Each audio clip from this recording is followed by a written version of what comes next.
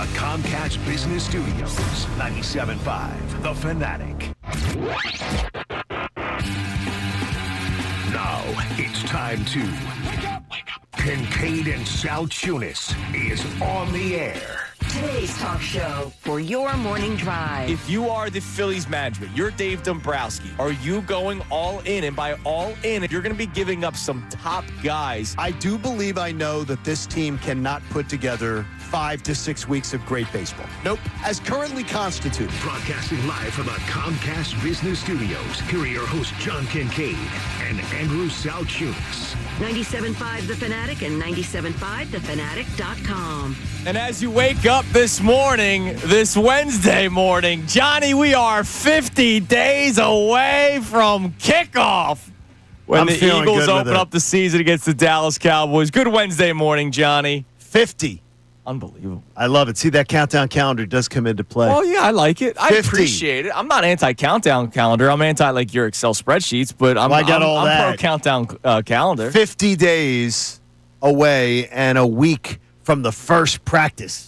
I love it. I love it. Which is great. It's getting back, even though I'm somebody, as you know, that doesn't like to fast forward time and wish my summer away. But we got tons of stuff to come this summer. But I can still be excited, right? Like, I can still be excited that you can 50, multitask. We are at an even number. I remember when you first told me it was 100 days. The only thing that scares me is that 50 days went by in a blink of an eye like that. But that's life, baby. 50 days from opening kickoff for the Eagles and the Cowboys. And beginning today, 50 days of therapy for John Kincade. ESPN's doing their 50 states in 50 days. We're doing 50 days of therapy. Now, for John thankfully, Kincade. I've got a lot of good things going on between now and then. They're going to help get me through this. But I do think I've never one who's taken part in that. They do that a lot with cancer patients. They try to get you to go to, and I've gone to they tell you go to this group session. Yeah, sure. For people who have it. Then I go to the group session and it's like, okay, Andrew, John's our newest member here. Like, okay, Andrew, tell us your story. Yeah. Connor, tell us your story. And by the fourth or fifth story, John's like, okay, I'm done. And I'm just going to go back. For you. Not for me. It's for others, other people, it might be for them. Absolutely. It's not for me, but I need you. Well, I need you. And here's the thing. So I need you. John sends me an email of topics, every day. Before, the day before. And then we piece it together the morning before the show.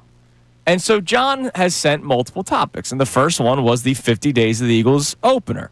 And we're going to get into the sort of body of that topic in a little bit.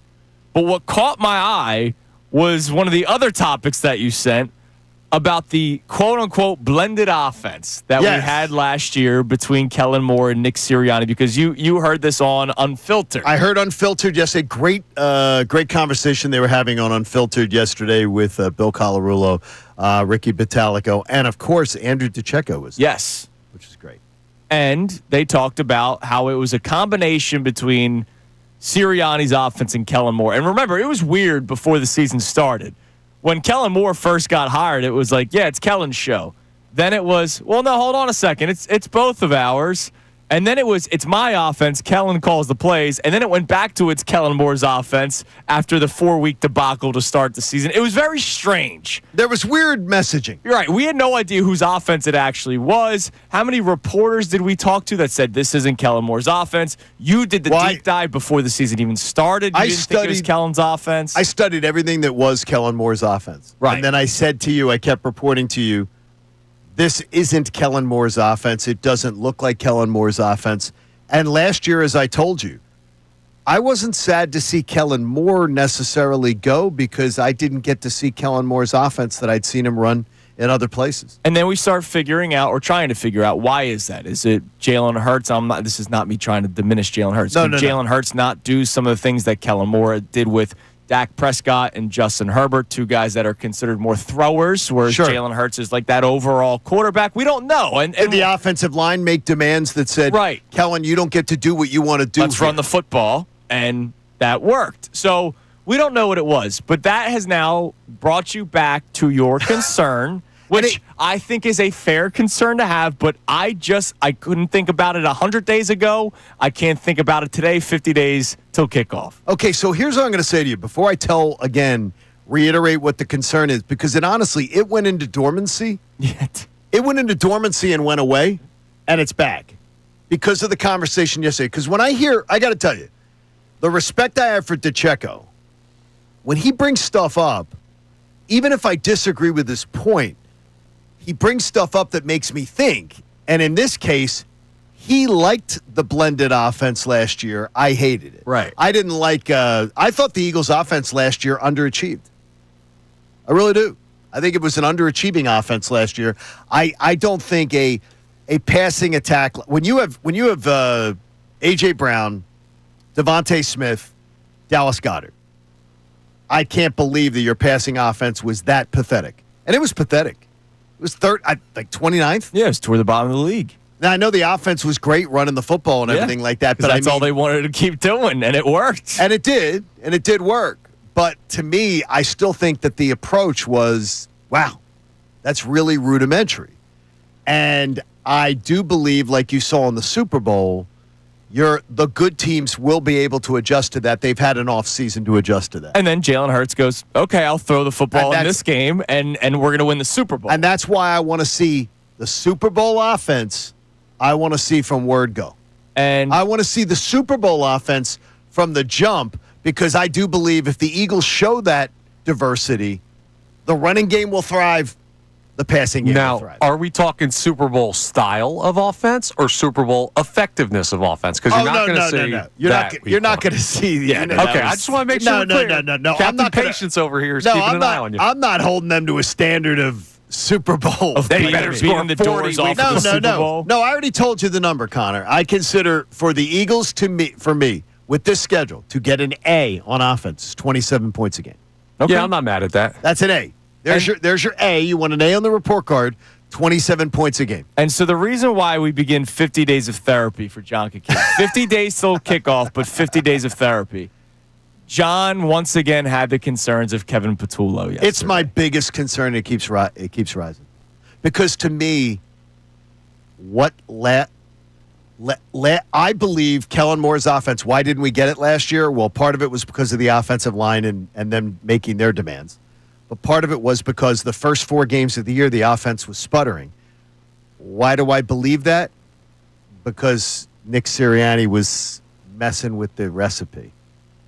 And what do I get this year? Nick Sirianni's going to be messing with the recipe, because last time he got to hire an offensive coordinator, and he hired this one. This was his guy. He hired a bad one. He hired a disaster. And I just had that concern that, wow, because what happens when he hires? When he hires, then he has the latitude to, I got a lot to say. And yesterday I was surprised that they were talking about it on the on Sleeveless Unfiltered, that they were talking about, like, Vic Fangio, the hire, the great job Bill was bragging about, the hiring of coaches by Nick Sirianni. I got to tell you, if anybody believes that Nick Sirianni was the one who hired Vic Fangio, I got to tell you, my information is way off then. Yeah. Because everything I've been told, Vic Fangio was not hired by, he was hired by Jeffrey Lurie and Howie Roseman. Right, no. And so, then, I mean, that doesn't go as a win column for no, that's Howie Roseman being Howie Roseman. And then he was able to work, independently to do what he wanted to do. Right. And then remember, Nick Sirianni, I think Jeff McClain should have said to us, look, Sirianni just won the Super Bowl. Of course, he's got say on the new offensive coordinator. And so it's Kevin Patullo. And I believe it was I believe that it was Jeremy Fowler when he joined us that said that it was Howie Roseman who reached out after he had already interviewed him for the head coach before. It was Howie Roseman who reached out to Kellen Moore about coming here, and then Nick was involved in that whole process. Yeah, no, but it was Howie Roseman who made that contact. Yeah. So it wasn't Nick Sirianni going, hey, come on in. I think Nick Sirianni was on thin ice last offseason. Yeah, I think we all thought that. And he kept his job, and we know what ended up happening, which was great. So John Kincade, once again, concerned this morning of Kevin Patullo. So and where's my concern of Nick Sirianni? That's true, because of his non-offensive genius, and that's why people feel a certain type of way about Sirianni. But here's what we're going to do. We're going to try to help Johnny out. Thank you. Even if you have to be blunt with them. Because sometimes I think when somebody is going through certain stuff, sometimes being blunt also works. So I know there's a lot of people that are blunt when it comes to responding to the things we say. I think Connor has learned over the years that the best way to communicate with me about getting something that is to be blunt. Get over it, John. No, like it's just like we're doing it. We got to do this, or this, like, be blunt. We need bluntness. So you're not a gray area guy, so sometimes you just gotta go out and say it. You know, absolutely. So coming up next, I wonder if this will help or hurt your concerns, because it may be a group project of Sirianni and Kevin Patullo, but maybe another member will be added to that group. It's Kincade and Salciunas, 97.5 The Fanatic. Ray Dunn, Mike Missanelli. The All-Star Game is presenting a product to the fans. And I get it. If he doesn't want to pitch the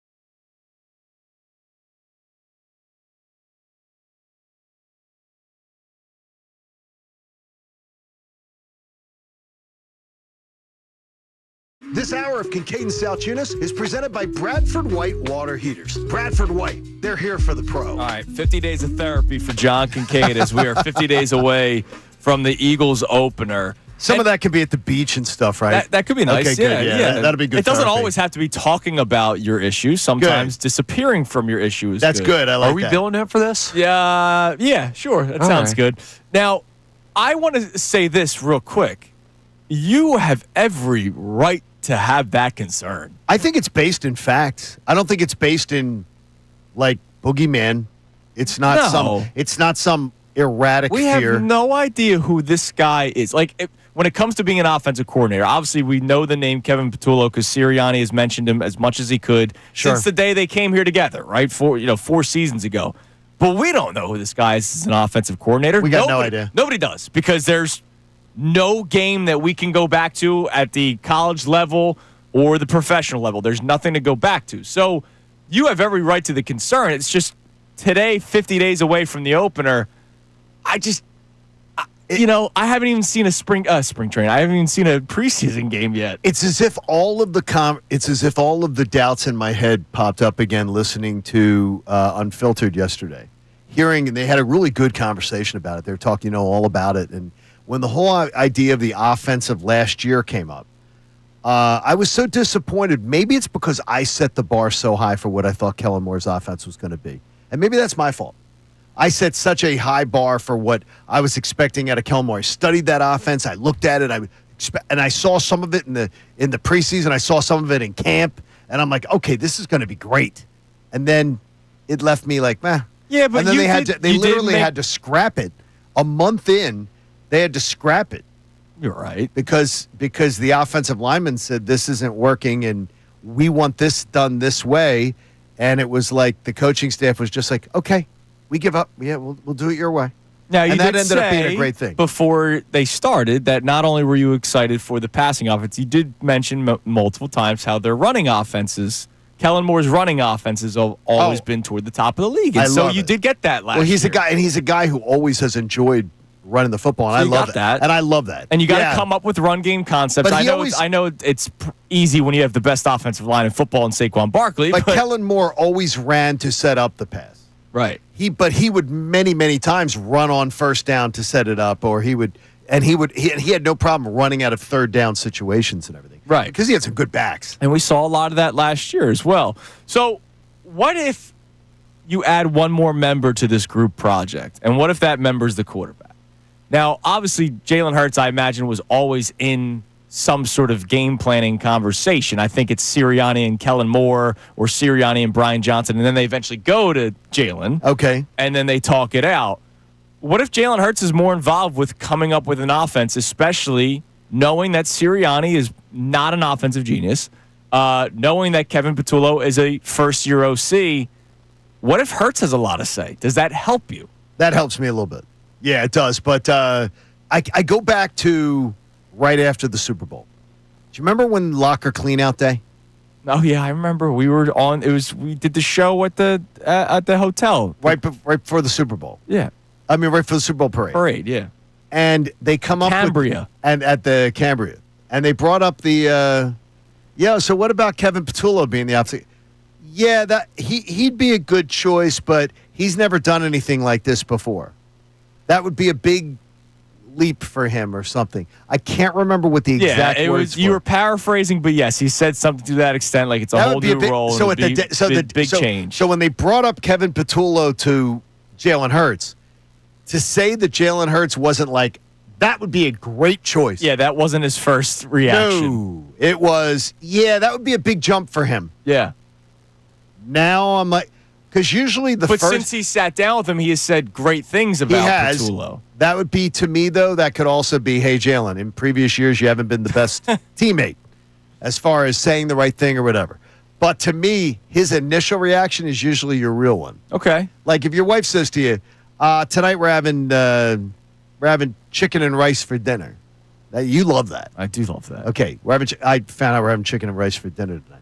I'm like, for me, I'm like, oh, okay. Yeah, but you like it. Try it, but there was a new spin on the chicken and rice, and you freaking loved it. I got you, but when you hear the news, you're getting chicken and rice. Your initial reaction is, oh, okay, yay, chicken and rice. Okay. Yay. Like, I mean, it's that I think that was Jalen's reaction. Right, I got you. And then maybe there was a little spice on the chicken, which then added to the flavor. There could be. And then Jalen got to know Kevin Patullo and his offensive mind a little bit more. Maybe that helps. So we'll see. I mean, look, I think you're totally in your right to have this concern. I will tell you right now, I am concerned by it. I just did not wake up on a summer morning saying, oh my God. All of a sudden, I was reminded of this concern. And I didn't wake up. I listened to Unfiltered in the afternoon. Damn Unfiltered. It was a great conversation, and it just had me thinking. So, can you guys help John? 610-632-0975. I wonder how many agree and how many disagree. Well, that's the other thing. If you can't help John and you have that same concern, let us know. The Kevin Patullo-led offense that we are 50 days away from seeing for the first time. So, coming up next. Sometimes boring is good. In this case, it is. It's Kincade Salciunas, 97.5 The Fanatic. Fanatic Sports Update. Schwarber saves the National League. I'm Connor Thomas, and the National League won last night's MLB All-Star Game in a swing-off. Yes, it was tied after 9 innings. After giving up a 6-run lead in the final 3 innings, the NL sent a couple of guys to the plate for a tie-breaking swing-off with the American League, including Phillies slugger Kyle Schwarber. That's MVP material if he gets the third one right here. AL rallied in the game. NL has rallied in the swing. With the hat trick. Look out, Chop House. Yes, Schwarber went yard in all 3 swings that he took, and it was indeed MVP material as he took home All-Star Game MVP honors. He joins Johnny Callison, who won the award back in 1964 as the only Phillies to be named All-Star Game MVP. The Sixers took down the Wizards 74-58 in Summer League action last night. VJ Edgecombe returned to the court. His thumb injury did not keep him off last night. He scored 15 points in his second ever appearance for the Sixers. They'll play the Mavs tonight at 8 p.m. out in Vegas. And the Eagles' first training camp practice is just a week away. Report day only 6 days away. So we'll talk to Adam Schefter of ESPN coming up at 7:55 about the latest in NFL news. This update is brought to you by the local Rheem Pro partners at thereemteam.com. When you want your home to feel like a dream, it has to be Rheem. Stay cool with a high-efficiency AC system from Rheem. That's RHEEM. Find your Rheem Pro partner at thereemteam.com. I'm Connor Thomas, and you're listening to the home of the Sixers, Flyers, and Union, 97.5 The Fanatic and 97.5thefanatic.com. Hall of Fame sports writer Jason Stark. This is an interesting situation.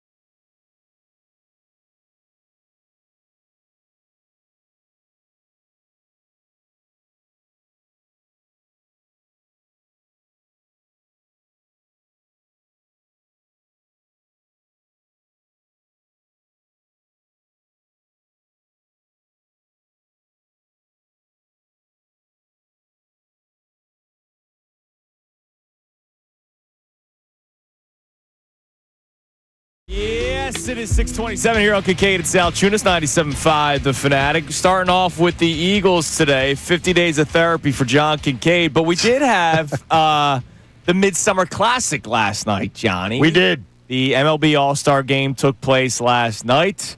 National League got the win in the swing-off, which led to the MVP winner being our own Kyle Schwarber.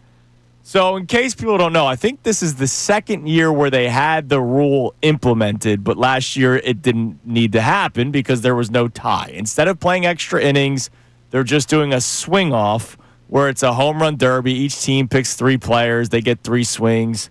And the National League was losing. Despite being up 6-0 at one point in the actual game, they allowed the American League to tie it 6-6. They go to the swing-off. National League's losing in the swing-off until Kyle Schwarber plays hero. Take a listen. That's MVP material if he gets the third one right here. AL rallied in the game. NL has rallied in the swing. With the hat trick. Look out, Chop House.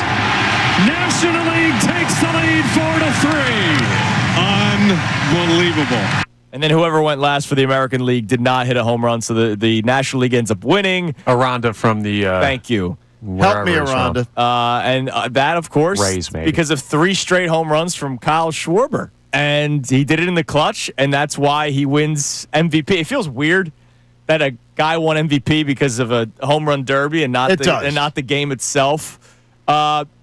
The baseball was great yesterday, and that's why I love the MLB All-Star Game because it still has to be legit. What did you make of last night? There was one thing that bothered me. What did I make of it? It was 6-0 National League, so my bet was off. Oh, that's right. And look what they end up scoring 6. I'd go to bed 6-0. We had played golf yesterday. Oh, it was a long day yesterday. Had a great time. Thank you, Bruce Robbins. Yes, and thank you, thanks Bruce. to the fine people awesome. at Rolling It was a Green. great time. Had a wonderful time. Connor with a 94, looking great. Me almost with my second chance at a hole. You're close. Just getting close. But I was exhausted, so I went to bed 6-0. I said, well, I'm not getting my bet in my Bet Parks app. This is a blowout. Yeah. And then I missed that. So I saw it this morning, but I missed that. I was impressed by the pitching early. Yes. And then, but yeah. Well, that's why they're all stars. Sure. Now, I usually love, and you guys know this, we've talked about this before, I usually love the in-game interviews. I hated it. It was too much yesterday because talking to the starting pitcher as they're pitching is stupid. That's hard. Like the Kershaw one was actually entertaining, but Scooble's like struggling, right? Like he's not pitching well and he's being interviewed and you just have to go through it.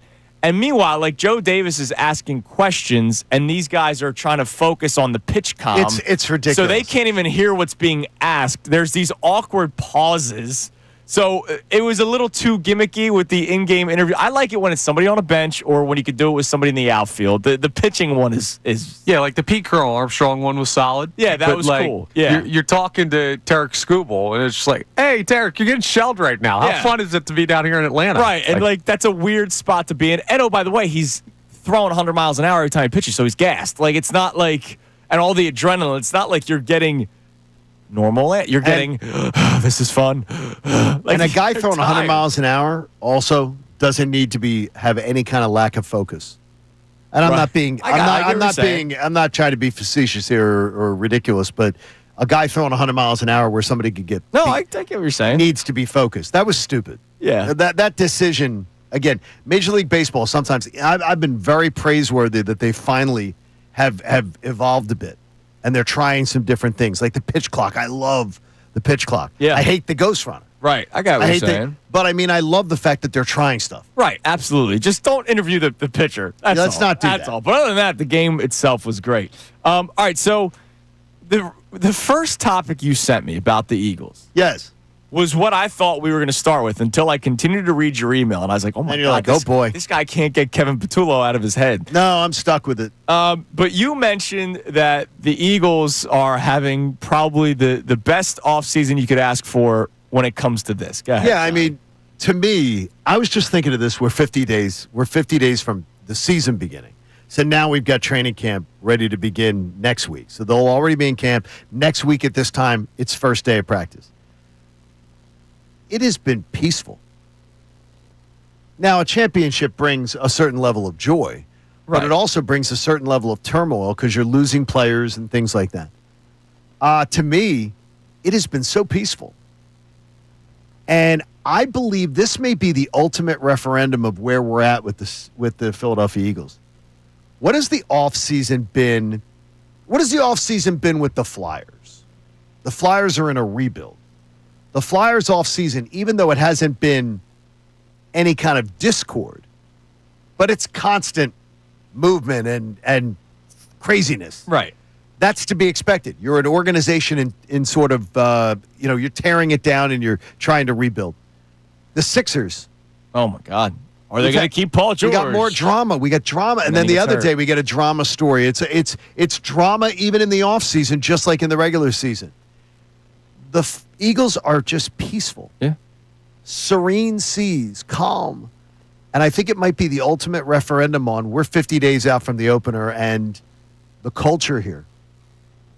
And it's one of those believers is I always think culture is something that's talked about a lot more by fans than it is by players. Because players that I've spoken to said, yeah, I can't. I've talked to players and been like, yeah, we don't get along as well as people think we do. Right. But they win or they've been on a winning team. But this team's culture is strong. Yeah. It's quiet. It's really, really quiet. And, for content purposes, because people always go, oh, man, you guys like it when there's drama. Not necessarily because we're Eagles fans and we want to be happy.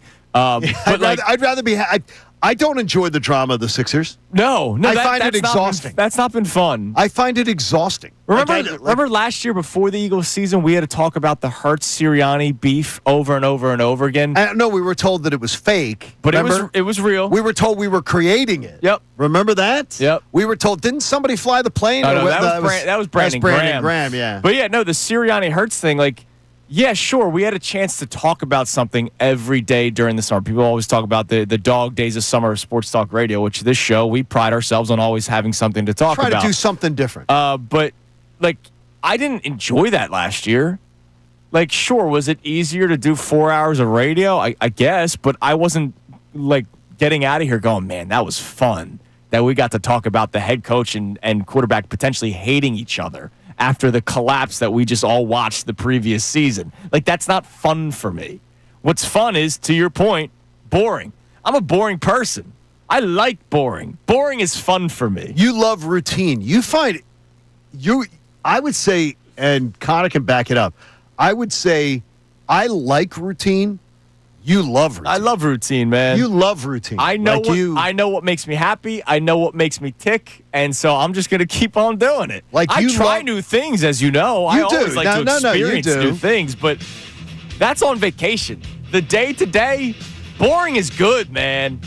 Give me a game manager, baby. I love it. But this offseason, I think it's the ultimate referendum on, and by the way, that's another big check mark in Nick Sirianni's column. Absolutely. Of things he does great. Yep, absolutely. All right, coming up next, we'll check the text line for the first time this morning. Are there people that will help John Kincade? Either through kindness or through bluntness? I don't necessarily know. No, bluntness is good. It works with me. There could be people that are riding with you today saying, yeah, you know what? Come to think of it, I'm concerned too. I'll get there. But I just can't. You can't get there today. I can't get there today. I'm fascinated that you felt this way yesterday into this morning. It's Kincade Salciunas on this Therapy Wednesday for the next 50 days for John Kincade here on 97.5 The Fanatic. Ricky Bo, Bill Colarulo. I understand the frustration.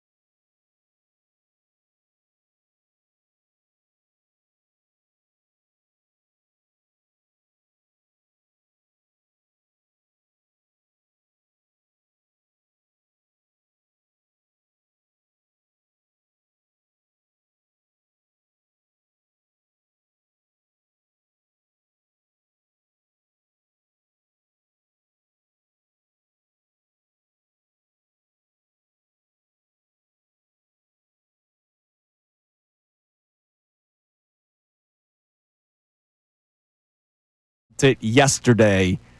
I blame the folks at Unfiltered.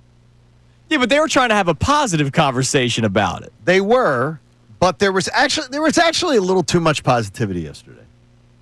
Like a little too much on Unfiltered yesterday in the conversation. Well, it was great. It was great conversation. The source. Well, it was because Billy Sirianni. Yeah, Bill Colorillo. Somehow Bill Colorillo yesterday was crediting Nick Sirianni for his coaching hires. Yeah. Now I got to tell you, and I love you, Billy boy, but every bit of research I've done on the situation tells me that Vic Fangio was hired by the owner and the general manager, and that Vic Fangio was involved with hiring his coaches, the coaches he wanted, and that Howie Roseman, we got told on this show by ESPN reporters that Howie Roseman was the one who reached out to Kellen Moore to bring in Kellen Moore here, and that Nick was involved. Yeah. So, I mean, it's not like I think the hiring process of last year, the Super Bowl winner, was done. And by the way, Nick Sirianni didn't hire his assistants the first time. The first time, it was the bosses with Sirianni being involved in the conversations, but they were hiring. So to me, I'm concerned because one thing, I've listed the laundry list of things that Nick Sirianni does well. Absolutely. Extremely well. Yeah. Hiring has not been one of them. I think he could use Indeed. Like we have the commercials for Indeed. Yep. Indeed he do. He needs he could use Indeed. Yeah. Because he hasn't been the best with it. If we get another 2 creams, 1 sugar situation here as offensive coordinator, I'm going to lose my mind.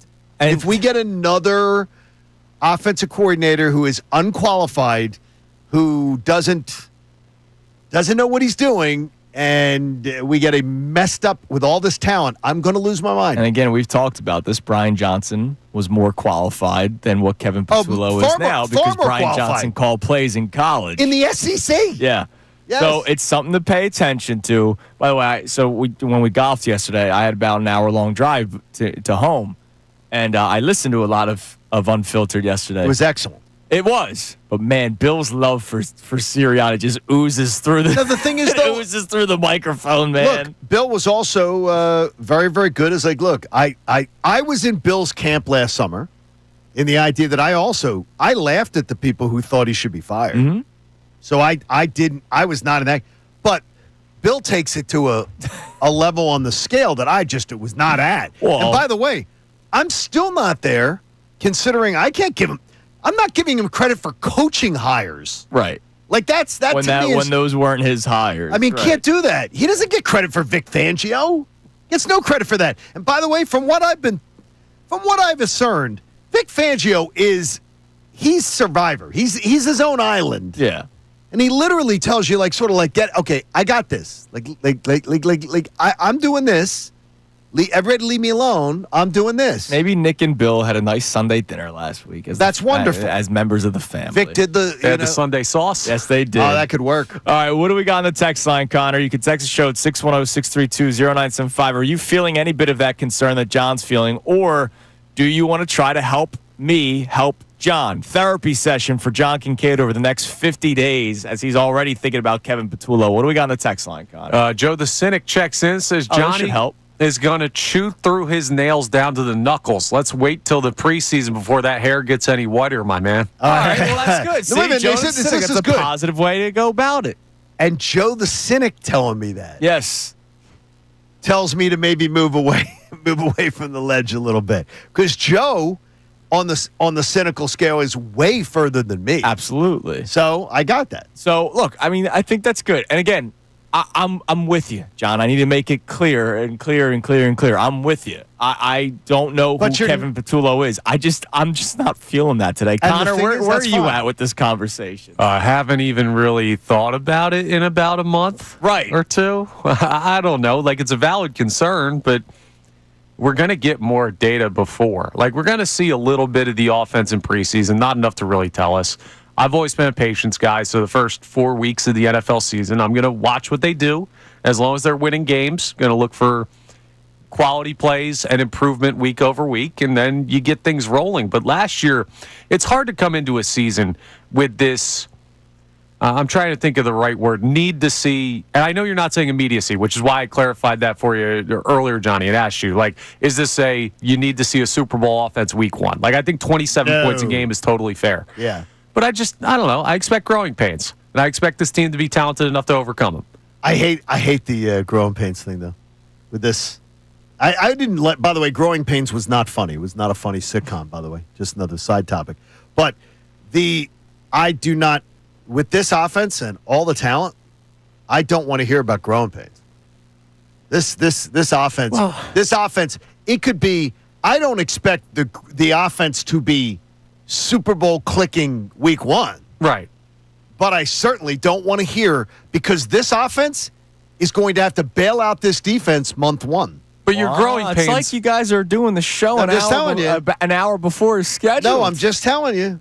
They're going to have to, so I'm not giving that patience. No, John, it's going to be an interesting conversation that we have later on in the 7 o'clock hour. I know we got some texts on other topics as well. Home run derby, finale, all-star game yesterday. The swing-off, which Kyle Schwarber won MVP because of. What do we got on the text line? So we have someone checking in on the conversation with the mic'd up pitcher and catcher. Okay. So this texter says not that Scooble needed it, but they get $25K for the All-Star game and an extra $10K to be mic'd up. So just getting easy pocket change is probably why they do it. Yeah, but what I'm saying is you could have had Scooble mic'd up in inning 2 after he was done pitching. Yeah. Hey, what was it like pitching in the All-Star game? Because it's weird when they are trying to ask a guy questions who's using a pitch comm, right? If I'm not mistaken, like they have to. He's using a pitch comm. So they have to listen for the pitch comm to tell them what pitch they're throwing while being interviewed by Joe Davis, who's always yelling at you.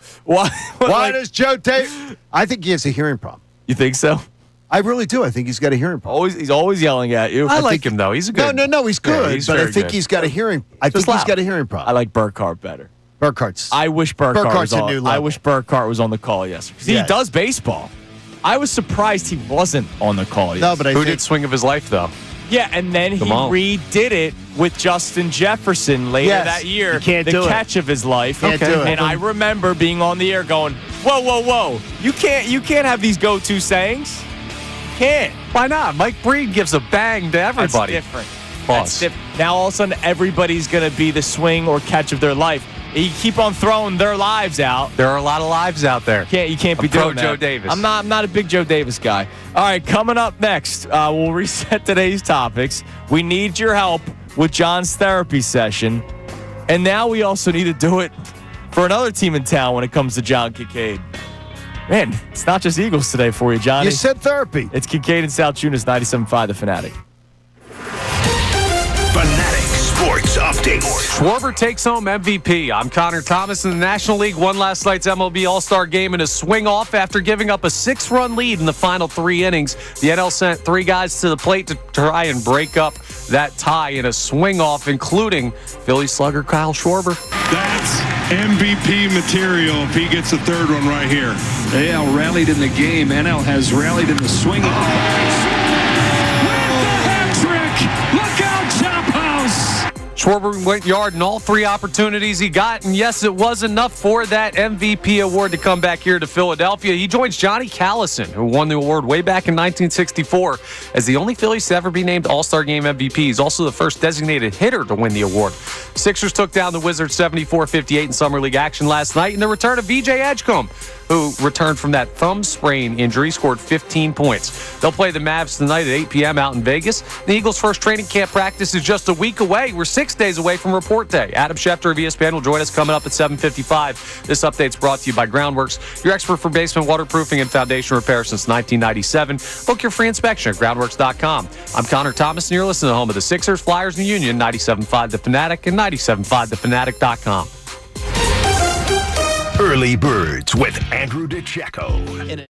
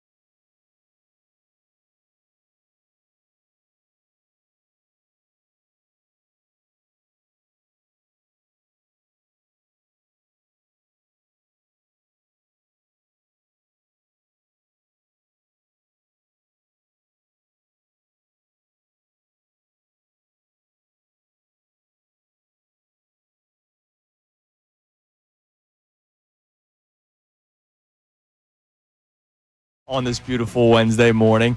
All right, so we're trying to help Johnny out this morning. Therapy session for John Kincade as he had the concerns for Kevin Patullo yesterday. Just resurfacing. Yeah, and again, I understand the concerns. I'm just blaming. Look, I'm blaming the great conversation that occurred on Unfiltered. Now, Andrew DeCecco has been very confident about Kevin Patullo in our previous conversations with him, who he's going to be joining us in studio tomorrow for a couple hours. He has, and maybe we'll get into this more tomorrow with him. I was hearing him with the conversation too, and I was a little baffled because Andrew is very, very practical. Yes, very practical. I was sort of wondering where does the to me, it's always trust and verify. Mm-hmm. Like, I don't know where after the last hiring process of Nick Sirianni, where the Kevin Patullo confidence comes from. Calling plays is pressure. Right, and that's the thing. Like, everyone keeps on bringing up the fact that he has been here, and that is great. Brian Johnson had been here as well. And that's why I keep on saying maybe Jalen Hurts going into his 6th year in the NFL, right? And 5th year as the starter. Maybe he has a little bit more say in the offense, so maybe it makes it a little bit more of a smoother transition. But to your point, calling plays is hard. And it's pressure because the clock's running. Right. You can have the greatest offensive mind. You can come up with the greatest plays. Like, who was it that got credit for the Philly special? Was it Press Taylor? I think so. So Press Taylor gets credit for coming up with the play. Right. Or finding it from previous film, whatever. Right. But he wasn't the one that called it. And he wasn't the one who was suggesting it. He wasn't the one under the gun. And by the way, the head coach didn't call it. Right. The Nick play Foles caller didn't called it. Yeah, exactly. Like, that's what it was. And so it might be Kevin Patullo, I say this all the time. He's probably forgotten more about football than I know because he's been around it for so long. 18 years he's been around it. But that doesn't mean that once he gets the chart in his hands and the clock's ticking and you name me the scenario. It's raining. The offense has been sputtering. The defense needs a breather, right? You're down 10-0. Like Chip Kelly, offensive genius, right? Like I think we all agree that Chip Kelly knows offense. Like, I don't think he's an idiot. What he did not realize was go, killed his defense. And you could have the brightest mind but not understand the feel. And so we won't, but here's the thing, we won't know if Patullo has the feel or not until the season starts. Or give it a couple games to Connor's patience conversation that we'll have later on. Like, I won't know, and that's why I can't have this sort of boogeyman fear right now, Johnny. I don't blame you. I mean, it's just worrying about stuff before it materializes. Some people think it's a negative trade. Some people think it's a good trade. I personally think worrying about potential things that can happen is a good thing because it takes obstacles out of your path and you planned for it. Well, then this leads to what else would they have done? But I know people who are, I think one thing that you would do with it is that I don't know that I would have Nick Sirianni picking my.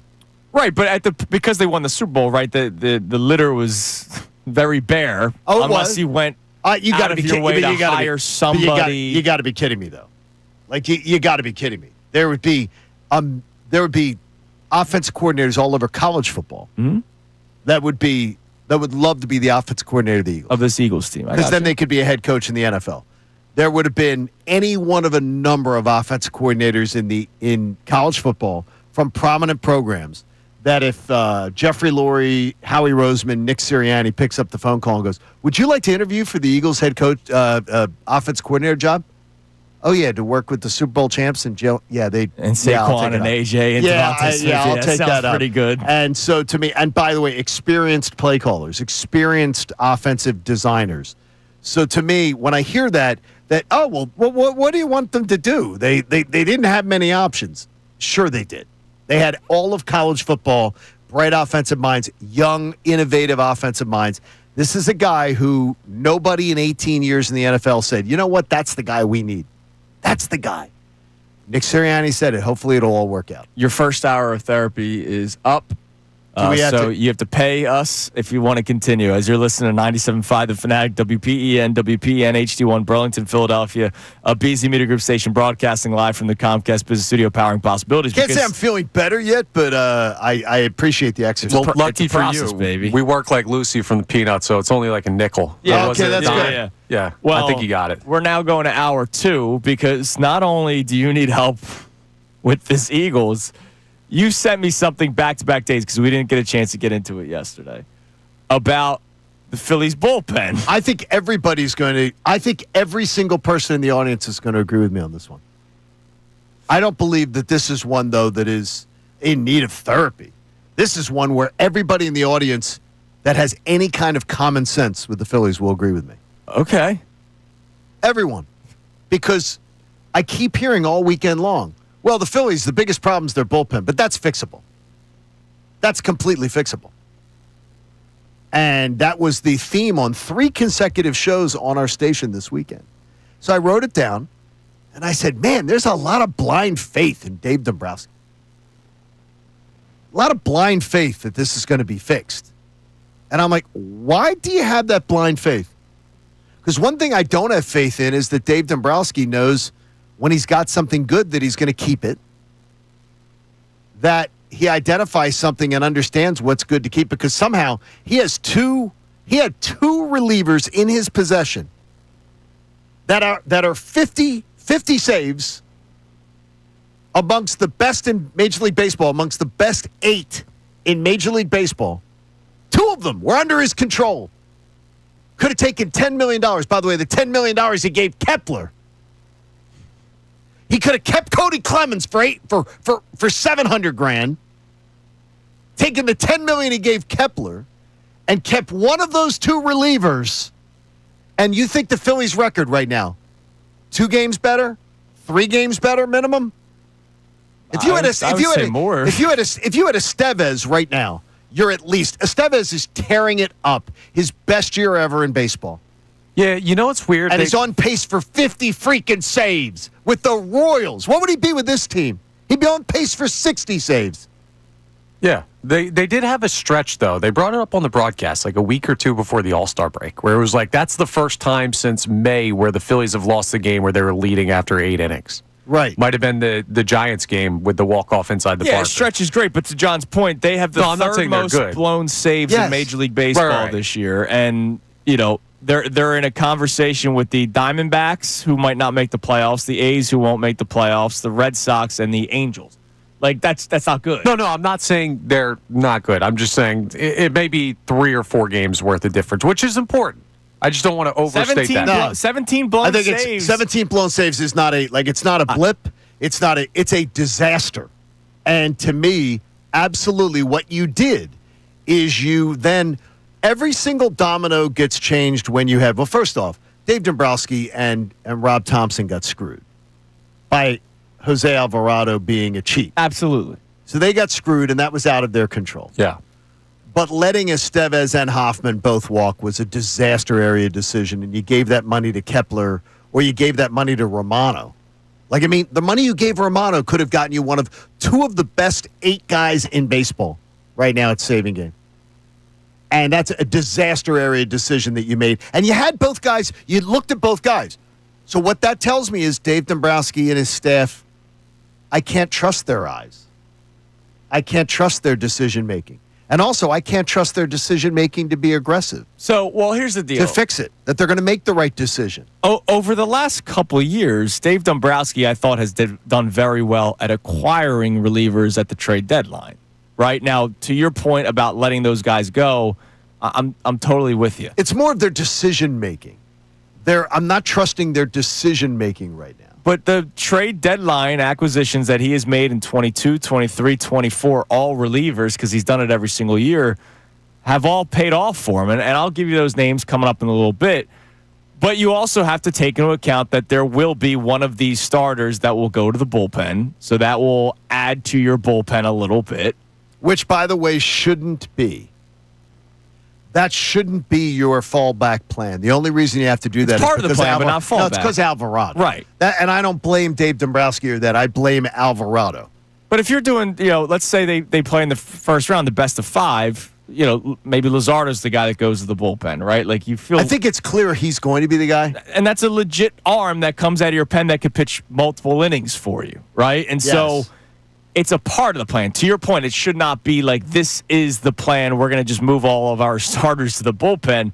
But it could be a part of that plan. And then you acquire one legitimate arm. Hopefully it's a Duran or a Clase, and then you acquire another guy that will definitely help you. Like a veteran guy. Yeah, because like a Robertson David type. Robertson from 2022 was spectacular for them. The injury from celebrating the home run of Bryce Harper, that's a different story. But even though he scared me every time he pitched because it would always get dicey, he got out of everything. And a move like that where you're not emptying any sort of bank to acquire a reliever like that, that's something that Dombrowski's done a really good job with over the last couple of years. He has, and that is a good point on your part that is fair in his column. What I'm doing is I'm trusting a lot less of his decision-making based on what I've seen this year. I think this team should have been in a much better position this year than they are.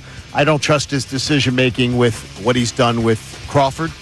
I don't trust his decision-making with how he's handled his outfield, like with Kepler. I don't trust a lot of the decision-making that he's done. I've lost faith in him. I've lost faith when he trots out, we believe this offense can get better in-house. His answers even make me not. So to me, when I hear everybody have blind faith that, that'll be fixed. When someone tells me your biggest issue is definitely going to be fixed, I'm like, definitely, huh? I believe that it will definitely be fixed. I got to tell you, I agree. I don't know that those guys are going to be available. And by the way, I don't want to scare you, but go read the Twins stuff. Go read the Indian stuff, the Guardian stuff.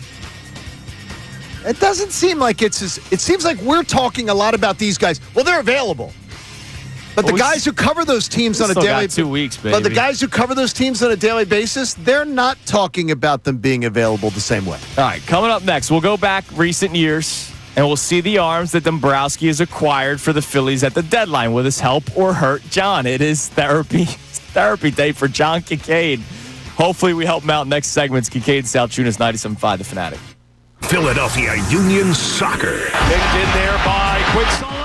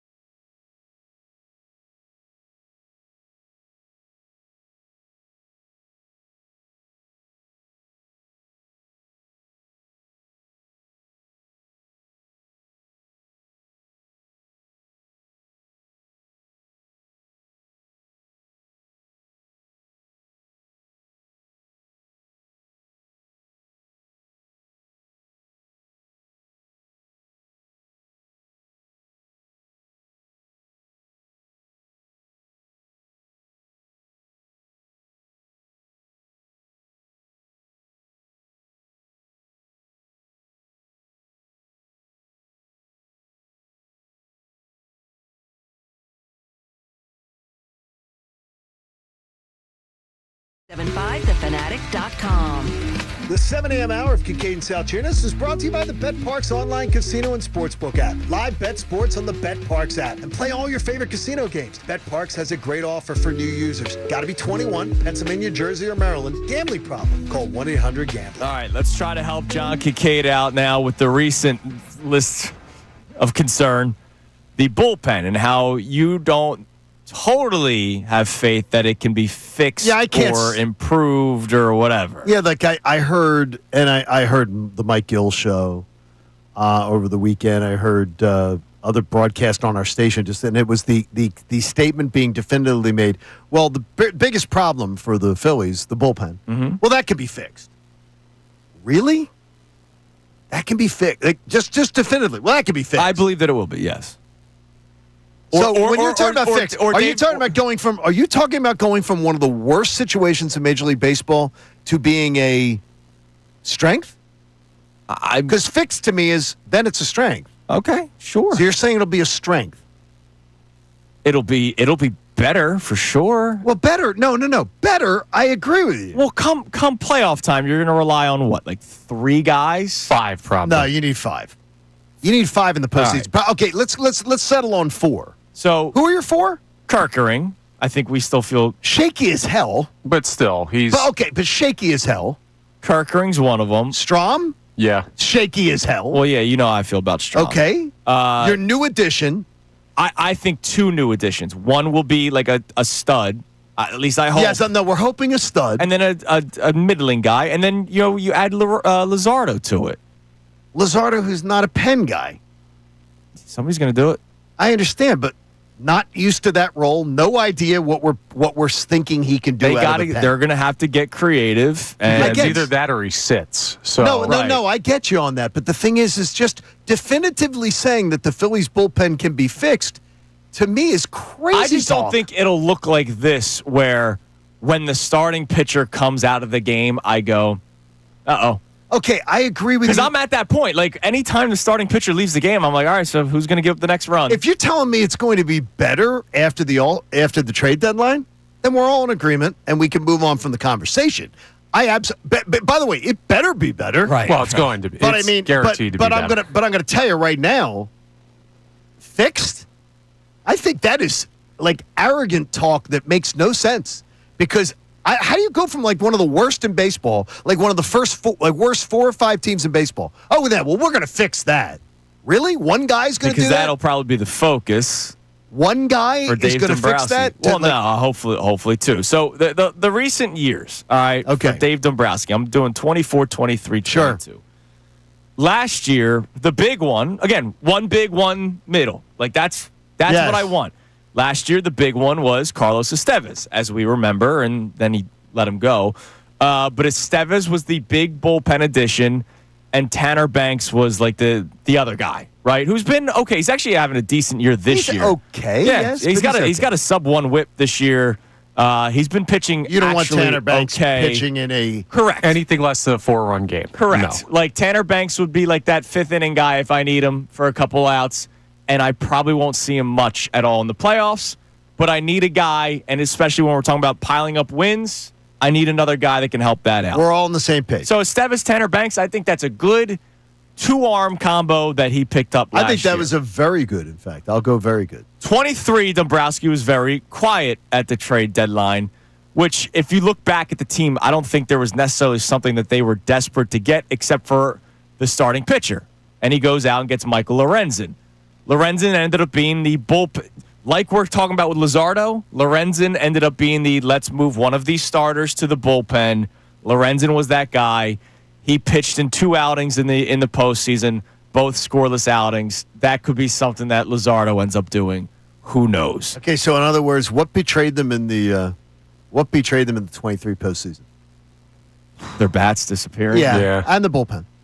Mainly just Craig Kimbrell, who we all knew stunk, but you were kind of pot committed at that point. Yeah. Right. Again, he pitched 2 scoreless frames, or 2 2/3 scoreless innings. So you're hoping that that's what like a Luzardo can do for you. And then 3 years ago, 2022, the magical run of the World Series was Syndergaard and David Robertson, both who were bullpen guys in the postseason. Syndergaard ended up starting What, two games? Game 4 of the Braves series. 2 games? Yeah. Right, and then the World Series game. He started Game 4 of the Braves NLDS. Yeah, remember, he was the reliever for Bailey Falter, if I remember that correctly, when Falter was having a horrible outing. Got shelled by San Diego. And then I think Syndergaard came in. And that was Game 4 of the San Diego series. And then they made the change where Syndergaard was the guy that was going to start in those spot starts. And he gave you all you kind of asked for. Right, so all you could have expected. So what I'm hoping is one big name reliever and another guy that can help, and then you start taking out some of the guys that we're tired of seeing. Right, there's a lot of guys that Jose Ruiz got DFA'd earlier this year. Okay, Carlos Hernandez got DFA'd later put this a little year. Stank on it. Thank you. So as you acquire a couple of guys, some other guys come out of the bullpen. Now I don't know what they do with Jordan Romano. Like, he's getting paid too much money where I don't think they're just going to outright DFA him. You mean they'd have to admit their mistake? Correct. No, I don't think they will admit the mistake either. I think that they will instead put. They've done it in the past. They did it with Joris Familia. Very good. Thank you. Look, I can pull out these slop names left and right. So Romano is going to throw in the postseason. But, oh, my gosh. Well, he has to. And you'll hold your breath the entire time. But we just said he's not. He can't be one of your. He doesn't have to. Yes, he does. His 7.29 ERA is a has to pitch in the postseason? No. Look at the rest of this bullpen, okay? I understand what his numbers are, but Romano has had stretches. His numbers aren't going to look good, but he's had like 10, 13 appearance stretches where he's looked really good. So he's a guy that I'd be comfortable with. Comfortable? Let me finish my statement. The word comfortable should never... Comfortable with in the 6th or 7th inning in a 4-run or more game, very much like Tanner Banks. Is that okay with you? No, because then all of a sudden it's a 1-run ball game in the 7th inning because he gives up 3 runs. Someone has to throw those innings. So I agree with Connor there as far as I'd be comfortable in that scenario with Romano. That scenario, you're winning big or you're losing big, and it's like... Okay, it's him or Max Lazar, Andrew. Take your pick. But I'm telling you right now is that comfortable is a word I would never use with him. Unless you're telling me Romano is Jake Elliott, where he's just having a horrible season, then all of a sudden playoffs will come and he'll be Jake Elliott again. But again, I think if we replayed this segment, if you guys went back and just listened to the segment and listened to even the points you make, this bullpen's not being fixed by a stud acquisition at the back and one journeyman. It's not. Well, it depends what fixed is. No, well, fixed is you then have a competent bullpen. This bullpen will not be competent then at that point. It's still going to be a liability, but you're going to be better. If I get 6 from Wheeler and then it's Kerkering, Strahm, and Duran. You don't know. On a Kerkering and Strahm is a coin flip any night. Yeah, but I'd rather have a coin flip than Jordan Romano. Yeah, but I don't like. We've gone to the postseason 22, 23, 24, where those innings weren't coin flips. Yeah, last year's bullpen was horrible in the postseason.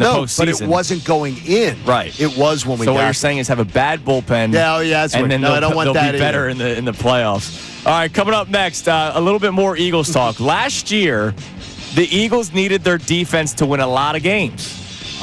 What is this year's story? It's Kincade and Salciunas, 97.5 The Fanatic.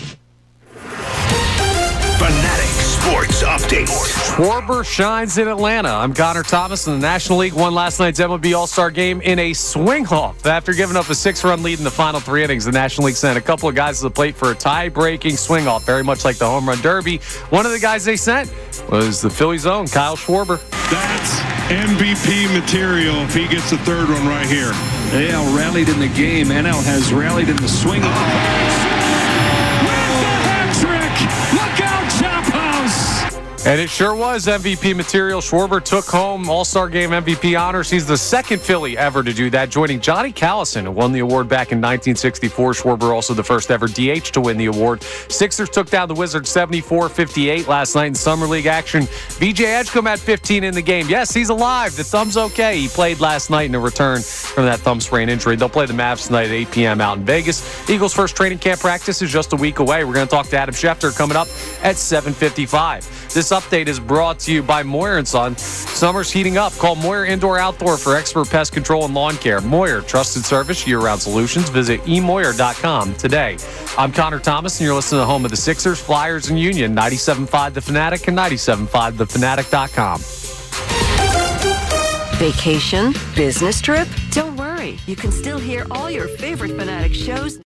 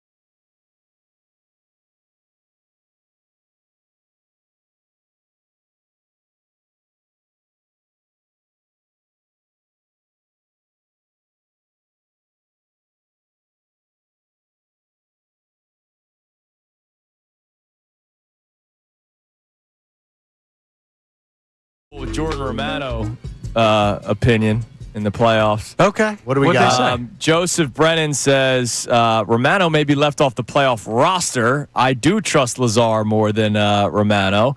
MBD says I'd rather have Connor pitch in the 6th inning of a postseason game with than that Jordan ERA, Romano. with his college ERA, I would. Yeah, I might be able Seriously. to get one out and give up maybe 8 or 9. Would Mike Missanelli be upset if you pitched in a blowout game? Probably. You know how he doesn't like how the position players. No, I think he would like Connor because Connor will actually try to pitch. Because he'll pitch. Yeah, it's the position players that do the I was ethos. fascinated by that whole discussion on Mike Missanelli with Ray.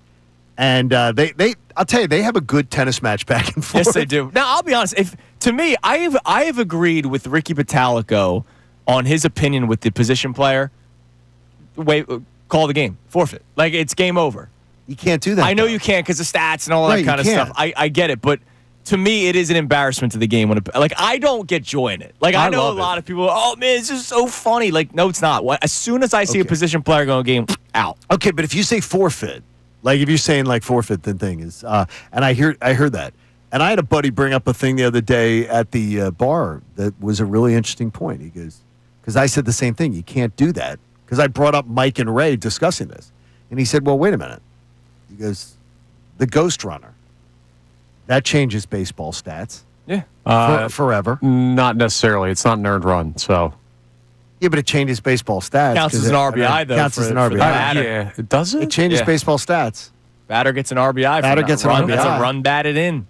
I mean, it changes baseball stats forever. To me, it's like baseball, the stolen base today, Ricky Henderson would have stolen 120 with those bags, and nobody can throw over more than 2 times.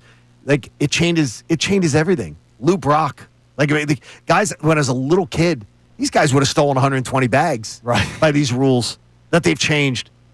I mean, they've made the game different. So I guess it shouldn't be a big deal to me that, that forfeit should maybe be a thing. Yeah, why not? Once you throw out a position player like that, just There were certain things.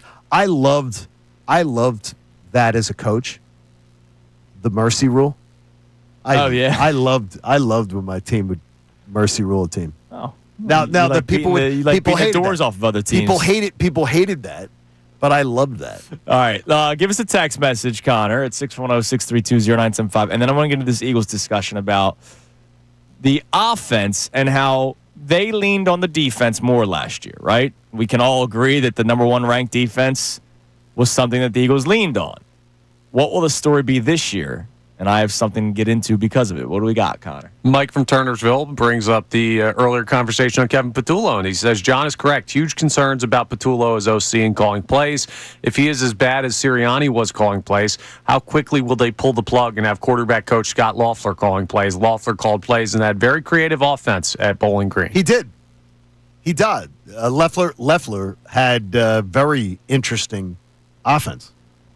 And a lot more experience as far as doing that kind of stuff. Now, the thing is, do you want to do that again? Because we just did that 2 years ago. It was just on the defensive side of the ball with Sean Desai and Patricia. Here's another thing I heard yesterday, and it's with Bill. Bill is a very positive guy, and it is great. He's very positive when it comes to Sirianni. He was giving Sirianni great credit. He goes, it's great coaching that he let the offensive lineman went in and demanded that they change the offense, and he goes, that's great coaching that he agreed to do that. I agree that it's good that he listened. No, I'm saying it's good. I'm saying it's good that he listened. First of all, I don't think that he would have had the cojones Say no. to stand up to those players when he was already on shaky ground going into the season, where they were debating whether he was going to have his job or not, and the team was struggling out of the gate last year. I don't think he would have had the guts to stand up to those players and say, no, we're doing things my way. Get the hell out of my office. I don't think he ever would have had the guts to do that.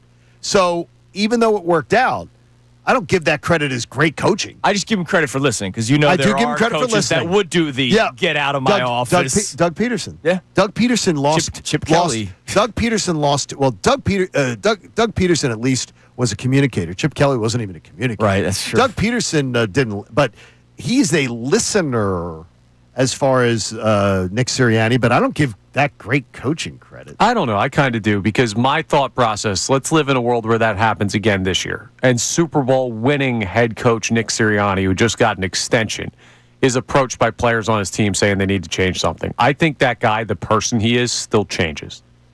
Right? Like, I think he still listens. I don't think it was from a position of weakness. I just think that's the way he's always handled his business.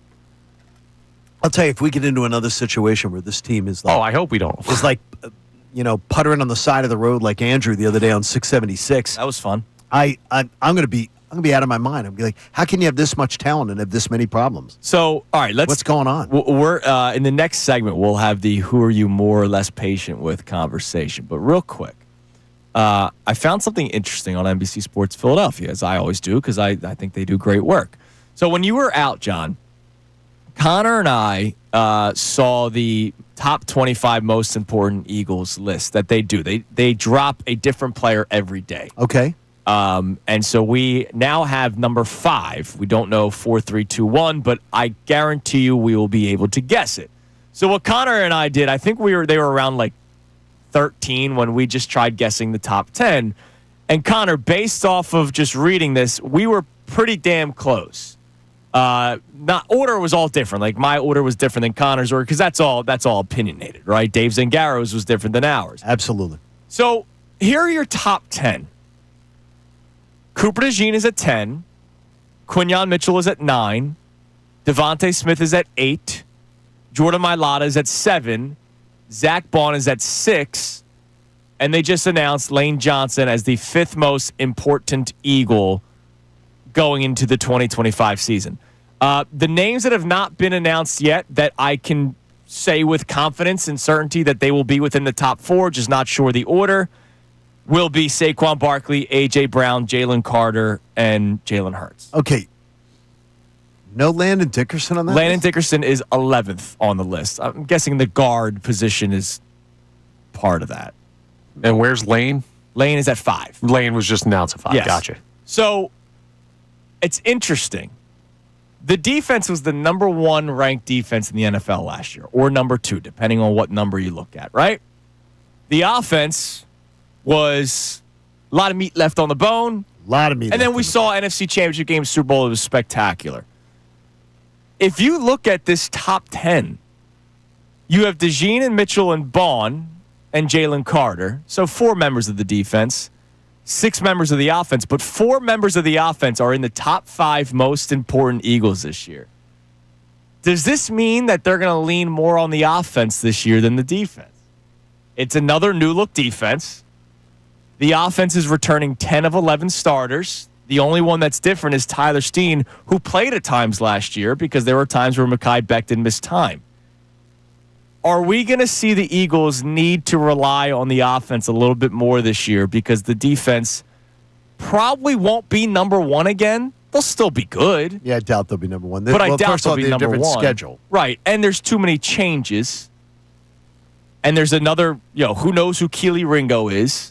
Right. If he does get the starting job over Dory Jackson, we don't know who's going to win that job. I'm going to guess it's Keely Ringo. I got to guess. You're going to have either a rookie safety in Makuba or Sidney Brown, who still needs to learn how to play the sport of football. Milton Williams is gone. Josh Sweat's gone. We know all the changes. So are the Eagles going to rely on the offense more this year? I think by necessity. That's what I'm kind of thinking, too. I think it's by necessity they're going to have to. If 4 of your top 5 players, most important, according to Dave Zangaro, are on offense, to me, that adds to that. Well, it certainly does. You are relying on those guys as the most important players on the team. Wow. Does that give you any therapy? Well, coming up next, we'll finally get to the conversation that we've kind of hinted at a few times. Last year, we got in a debate. You and I had less patience with the offense, more patience with the defense. Connor and Andrew DeCecco, one of the few times I disagree with my fellow football guy, Andrew DeCecco, you guys were more patient with the defense, or with the offense, and less patient with the defense. How do we feel going into this season? Because it's a new look defense. It's Kincade and Salciunas, 97.5, The Fanatic. We want to hear from you, so text us at 610-632-0975.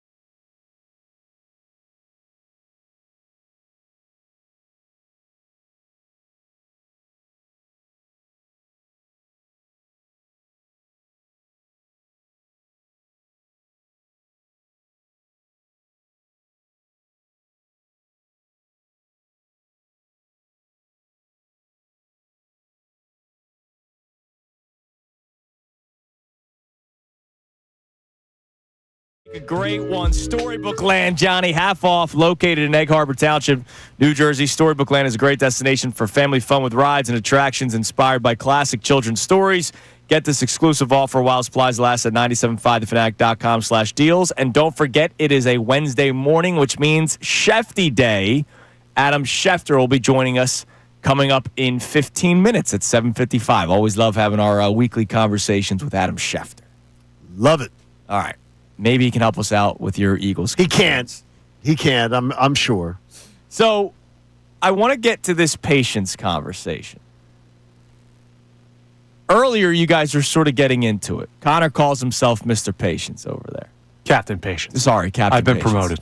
promoted. So I think he lives it, by the way. I don't think that he's... No, I think he lives it. He deals with us every day. He's definitely Mr. Captain Patience. Last year, going into the season, we had a conversation about who we will be patient with. And you and I were adamant that we would not be patient with the offense and we'd be more patient with the defense. And our reasoning was, look at all the talent on offense. Correct. So much talent on offense. You brought in the probably biggest commodity offensive coordinator that was available in Kellen Moore. That's what the benefit of losing early in the playoffs is that you can hire people quicker.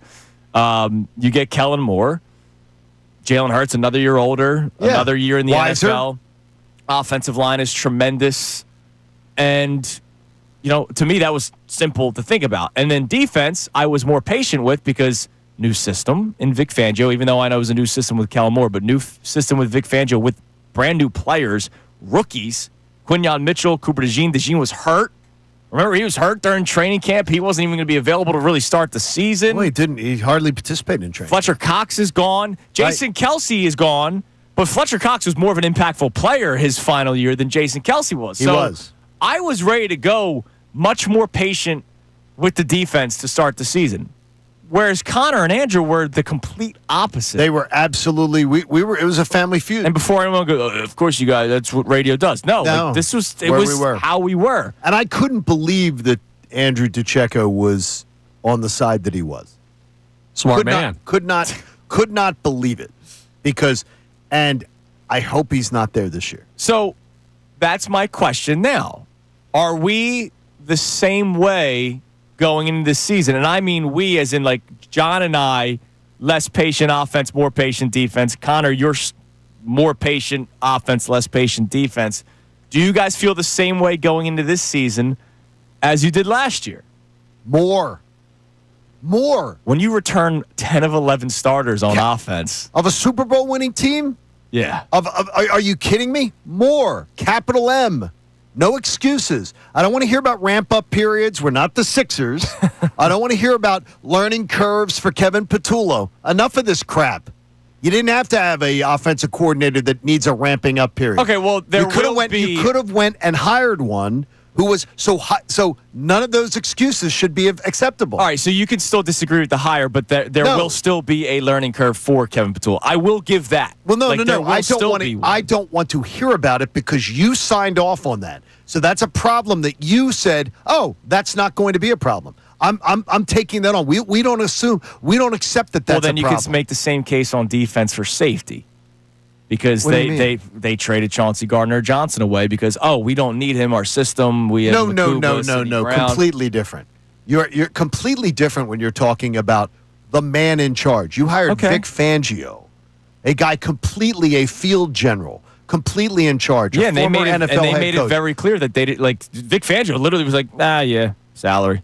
I got you, but 30 years of experience, there's a completely different situation there, and that's a salary cap situation. There's no salary cap on the hiring of Kevin Patullo. Okay. You could have hired whoever you wanted. Salary cap situation according to them. Yeah, but you could. No, but the salary cap is a situation with them. No, there was part of it, but. Well, and also. I think there was more to Chauncey Gardner-Johnson. And also, he's a problem. Yes, he was a problem that they had to get rid of. No, I don't want to hear any I don't think they had to get rid of him. They wanted to get rid of him. No, I think they felt they had to. I really do. I think they felt they had to. Okay. And they did. They wouldn't have done it unless they felt they had to. Okay. Connor, are you going to be the same way going into this season? More patient offense, less patient defense. So let me explain my position from last year real quick. Please. The reason I was more patient with the offense is because the talent they had on that side of the ball. If they started slow, I had a belief that they had enough talent to figure it out, right? Like they were too talented to be a slow offense all year. That was my thought with last year's team with Kellen Moore. Which, by the way, did they ever really figure it out? They figured out what worked best for them. I mean, I'd say, yeah, they figured it out. They worked best with the running offense, but like the passing offense that was supposed to be really explosive last year. They never figured it out. Until the NFC Pittsburgh game, but then the NFC Championship. No, but we're not just talking passing offense. We're just talking offense. And the Eagles last year figured out their offense. It just wasn't what some people wanted it to be for a lot of the season. But the defense, why I was going to be less patient, was if I saw started that season, hey, this defense does not look good, does not look sustainable, like they don't have it, I'm not going to wait around for like these rookies in a year where I think they could have been a championship team to figure out their welcome to the NFL moment. Like things need to happen faster with the defense because I believe there was less talent on that side of the ball.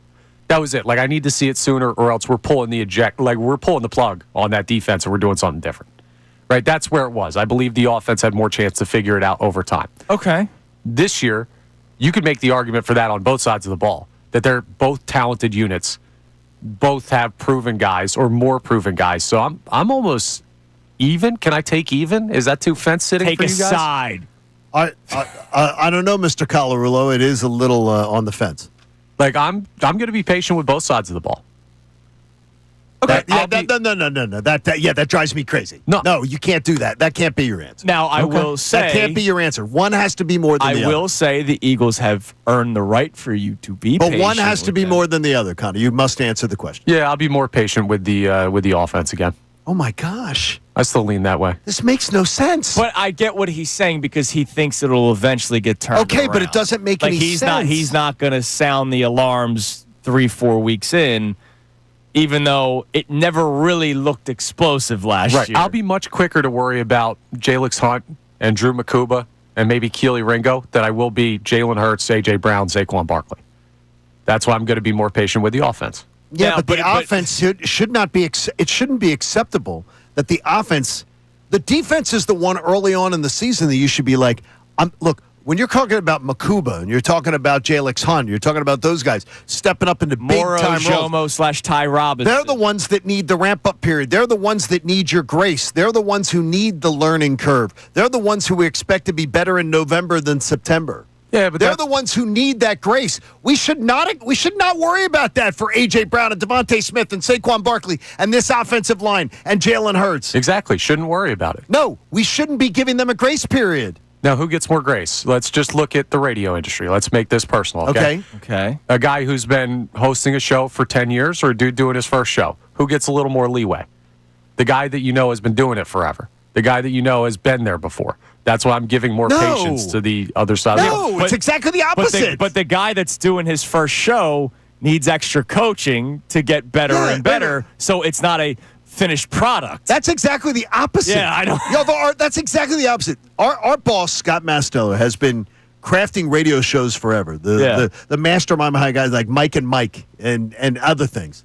Colin Cowherd's career and everything. There's no way that he has more patience for Kincade Salciunas 346 shows in than he would Brendan Gunn's first on-air shift. No way. What do you say about B. Gunn? Well, I'm saying he's giving patience to the person that's starting out. He's giving patience to the person that is ramping up, or maybe a little extra coaching for the person that's just starting. I'm not expecting them to be great. I'm not expecting them to be perfect. I'm expecting bumps in the road. The guy's been doing it 10 years. If he's having a bad show and doing stupid things or not following things that are expected to be done, at the end of the show, he's picking up the phone and saying, dude, get your head out of your backside. Yeah, maybe I lean on resume too much, but I just look at the offense. I always will give patience to the more proven unit because I expect them to figure it out. I see where you're coming from, but like you guys can disagree. If they start off 2-2 just like last year, and again, it's because of the offense, then I'm going to be upset. That's why we were upset last year going to the bye week because the offense looked horrible. Nah, if they start out 2-2, we're on schedule, baby. Damn right we are. All right, coming up next, speaking of on schedule, Adam Schefter joins us at 7:55. That comes your way next here on Kincade Salciunas, 97.5 The Fanatic. Fanatic Sports Update. Schwarber wins the swing-off. I'm Connor Thomas, and the National League won last night's MLB All-Star Game in a swing-off after the game was tied after 9 innings. The NL gave up a 6-run lead in the final 3 innings, but Kyle Schwarber saved their bacon in a swing-off, a home run derby-type competition. That's MVP material if he gets the third one right here. AL rallied in the game. NL has rallied in the swing. With the hat trick! Look out, Chop House! And that call from the TV broadcast right there on Fox tells you, yeah, he went yard in all 3 swings. It was indeed MVP material. Schwarber took home All-Star Game MVP honors. He joins Johnny Callison, who won the award in 1964 as the only Phillies to ever be named All-Star Game MVP. Sixers beat the Wizards 74-58 in Summer League action last night. And VJ Edgecombe was back on the court after missing a couple games with that thumb sprain. Scored 15 in his second appearance for the Sixers. They'll play the Mavs tonight at 8 p.m. out in Vegas. And the Eagles' first training camp practice is just a week away. We'll talk to Adam Schefter coming up next. This update's brought to you by Rapid Radios. Rapid Radios are instant push-to-talk walkie-talkies with nationwide LTE coverage. For a limited time, get 60% off and free UPS shipping at rapidradios.com. Use code RADIO for an extra 5% off. I'm Connor Thomas, and you're listening to the home of the Sixers, Flyers, and Union, 97.5 The Fanatic and 97.5thefanatic.com.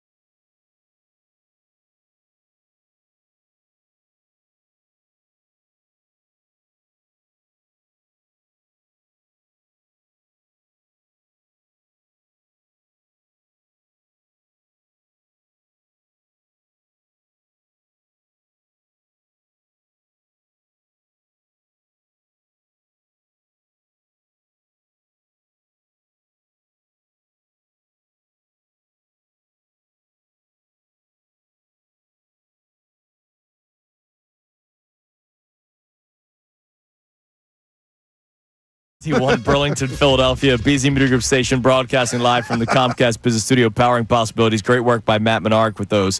All right, it is a Wednesday, so let's head to the Comcast Business Hotline, where every day in business is a big day. Let Comcast Business get you ready for what's next. And he's brought to us by Landis Block. Create your very own jaw-dropping backyard paradise online at landisbc.com. Johnny, we've been talking about it since 6 o'clock this morning. And this man just tweeted it out 6 minutes ago. What did he just tweet out? NFL season with the Cowboys and the Eagles in the opener kicks off in 50 days. I hope he was listening and picked that up. No, he probably has his own countdown clock. Schefty, good morning, man. The 60-year-old teenager and 30-year-old senior citizen, I think that's outstanding. Yes, and it really is. It's how we live our lives, and it's true. Adam, it is true. It really is. We are, even though we have a lot in common, we do have a lot of common DNA, but that is one of them. So, yeah, 50 days away. I have my little countdown clock where I put everything on, so I look ahead to events and everything, but 50 days today did mean something to me. We're all excited that next week we'll be talking Nick Sirianni's press conference after you next week, his first press conference to open up the Eagles training camp, and we're excited about it, even though we know camp here is more like Club Med. But it certainly has worked. His approach has certainly worked well for the Eagles. Yeah. Listen, you can't argue with the results. They are the world champs, the defending world champs. He knows what he's doing. He's got the extension to prove it. He's got the trophies to prove it. And they have the ring ceremony Friday this week. Big day for the Eagles. Yeah, it's awesome. We'll be celebrating that. Schefty, in the previous segment, we were talking about being patient at the beginning of the season. So last year, before the season started, John and I were going to be more patient with the defense, less patient with the offense. Connor and our man Andrew DeCecco, who covers the Eagles, were the opposite, where they were more patient with the offense than they were with the defense. Going into a season, when you have a new-look defense like the Eagles do and returning 10 of 11 starters on offense, where would you fall in this conversation? Well, the offense is why would I have to be patient there? Like, I expect it to just come out and shine. Like, why would they start slow? There's no reason for the offense to. Maybe they will, but there's no reason for that, correct? There shouldn't be. The only danger is you've got a first-time play caller in Kevin Patullo, who's never called plays, who's been in the NFL 18 years, and nobody has ever tapped him on the shoulder and said, you know what? That's the guy. That's the guy we need to call plays for our organization. And that concerns me big time because most of the time, and I looked at the play callers in the NFL, most of them wait an average of 5 or 6 years on an offensive staff, sometimes 7, before they get to call plays. It's a long time, 18, to be around. Yeah, I mean, there's no doubt about it. And I guess there's a learning curve. I guess the way that I think about it is just that the quarterback is experienced. The running back is as good as there is.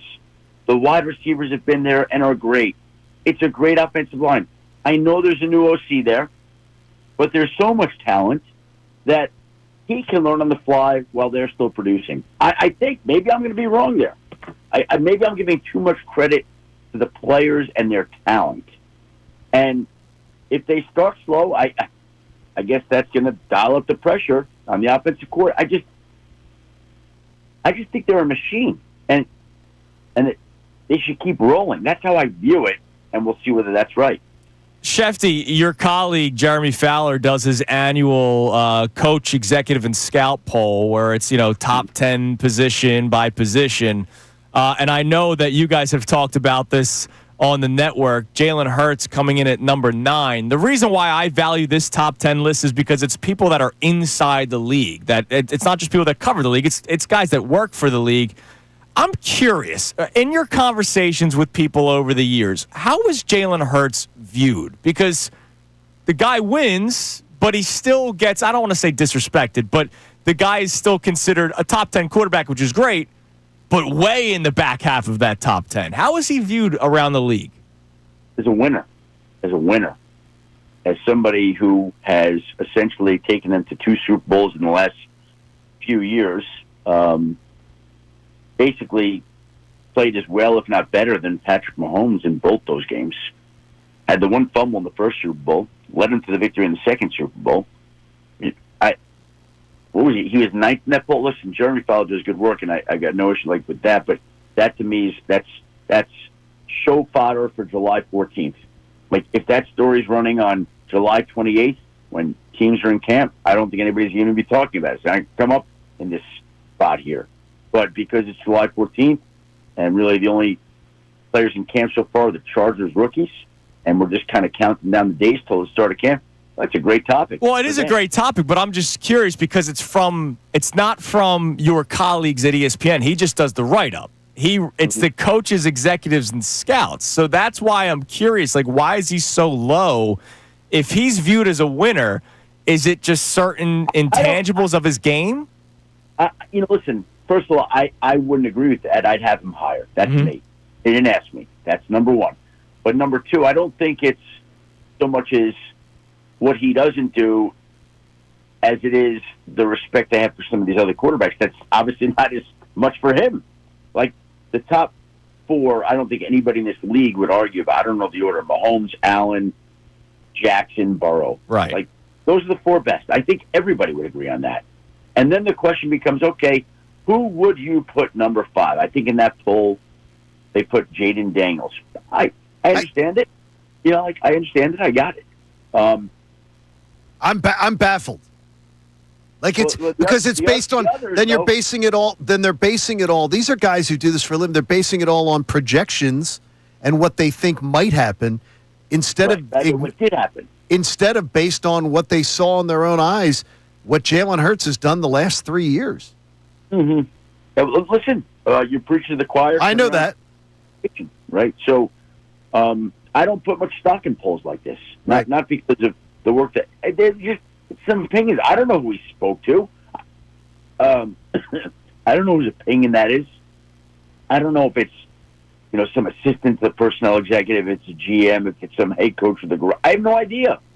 So why am I'm not trying to demean that story. It was great for that day. But why do I care? I'm going to tell you right now. I told you last year during the summer. I haven't made my bold season prediction thing that I did last year, where I said the Eagles would be in the NFC Championship game, and I told Andrew and Connor that they were going to have to work on NFC Championship game as they host pregame. Right. But I've got one for you. The Eagles-Commanders game on the last game of the season is going to mean nothing to the Eagles. Yeah, you said that before. But I'm now going to go bolder. Yep. The Commanders are going to flame on these high expectations. Flame. They are not going to meet these expectations of the Commanders being one of the teams that is going to be atop the NFC. I'm telling you right now, just remember it, July 16th, they will not meet those expectations. Well, I'll say this to you. They had a magical year last year. Everything went right. There weren't a lot of big injuries. The schedule's tougher this year. Nobody's going to be surprised by them. They're not creeping up on anybody. There's a lot of things that they'll have to overcome. And Jaden Daniels very well might be good enough to do it. But, it's a different year, and we'll see how it works out. Your prediction wouldn't surprise me. And they're older. They've gotten older. They went out and took a team that, instead of getting younger and ascending, they got older. They went out and bought at a place for mom. Instead of getting younger and fresh legs, which is the Eagles model, they went out and got older, which I don't like that model. Yeah. Well, that model gets you so far, right? Yeah, that could be. Now, speaking of the Commanders, Schefty, updates on Terry McLaurin. I know there was a story earlier this week about how he's frustrated. I think we talked about this a few weeks ago when he first held out. You felt pretty confident that they would work out a deal at some point, just because he's the number one weapon for Jaden Daniels. Are you still feeling that confident, or could we see something unfold with McLaurin and the Commanders here? Well, as I said to somebody in Washington yesterday, a concerned Commanders fan, deals get done when they have to. I noticed Terry McLaurin said, we haven't spoken in 30 days. And he has a right to feel slighted by that. But I would say that, look, the Jets got deals done with Garrett Wilson and Sauce Gardner the last 24 hours or so. But this is the time where teams and people in the league like to just kind of slow down and put it into and kick back. Like the fact that the Commanders and Terry McLaurin haven't spoken in 30 days, interesting. But I would say if they don't speak in the next 10 days, and I'd be really alarmed and concerned. The 10 days ahead mean a lot more to me than the 30 days where most people were on vacation. So let's see what happens. And as I said to this concerned Commanders fan who works at ESPN yesterday, deals get done when they have to get done. That isn't that Scott Van Pelt, is it? Deals get done when they have to. Shefty, we appreciate the time as always, man. Can't wait to talk to you again next week. As John mentioned, you'll be the lead up to Nick Sirianni's first press conference of training camp for the 2025 NFL season. So shouldn't I be like the MC that introduces him for that then? Yes. Well, I mean, it could be. I mean, very well. It's good. So we'll have you record something, and before he starts talking, we'll play it. Ladies and gentlemen, Nick Sirianni. Let's definitely do that. Okay, all right, that sounds good. We'll do that next week. We'll use that. We'll have a preview. Absolutely. Thanks as always, man. We'll talk to you next week. Adam. Okay, you got it. There he is, Adam Schefter on the Comcast Business Hotline, brought to us by Landis Block. Create your very own jaw-dropping backyard paradise online at landisbc.com. Here's when a Commanders Eagles week comes along, SVP always one of the ones that I enjoy. Oh yeah, a little nudge at. Yeah, absolutely. I knew that was coming. All right, coming up next, we have today's headlines with Connor Thomas, and I just saw a player that we talked about not long ago is looking to make a comeback. It's Kincade Salciunas, 97.5 The Fanatic. Do you feel unfulfilled? Do your afternoons feel like Groundhog Day because you keep hearing that?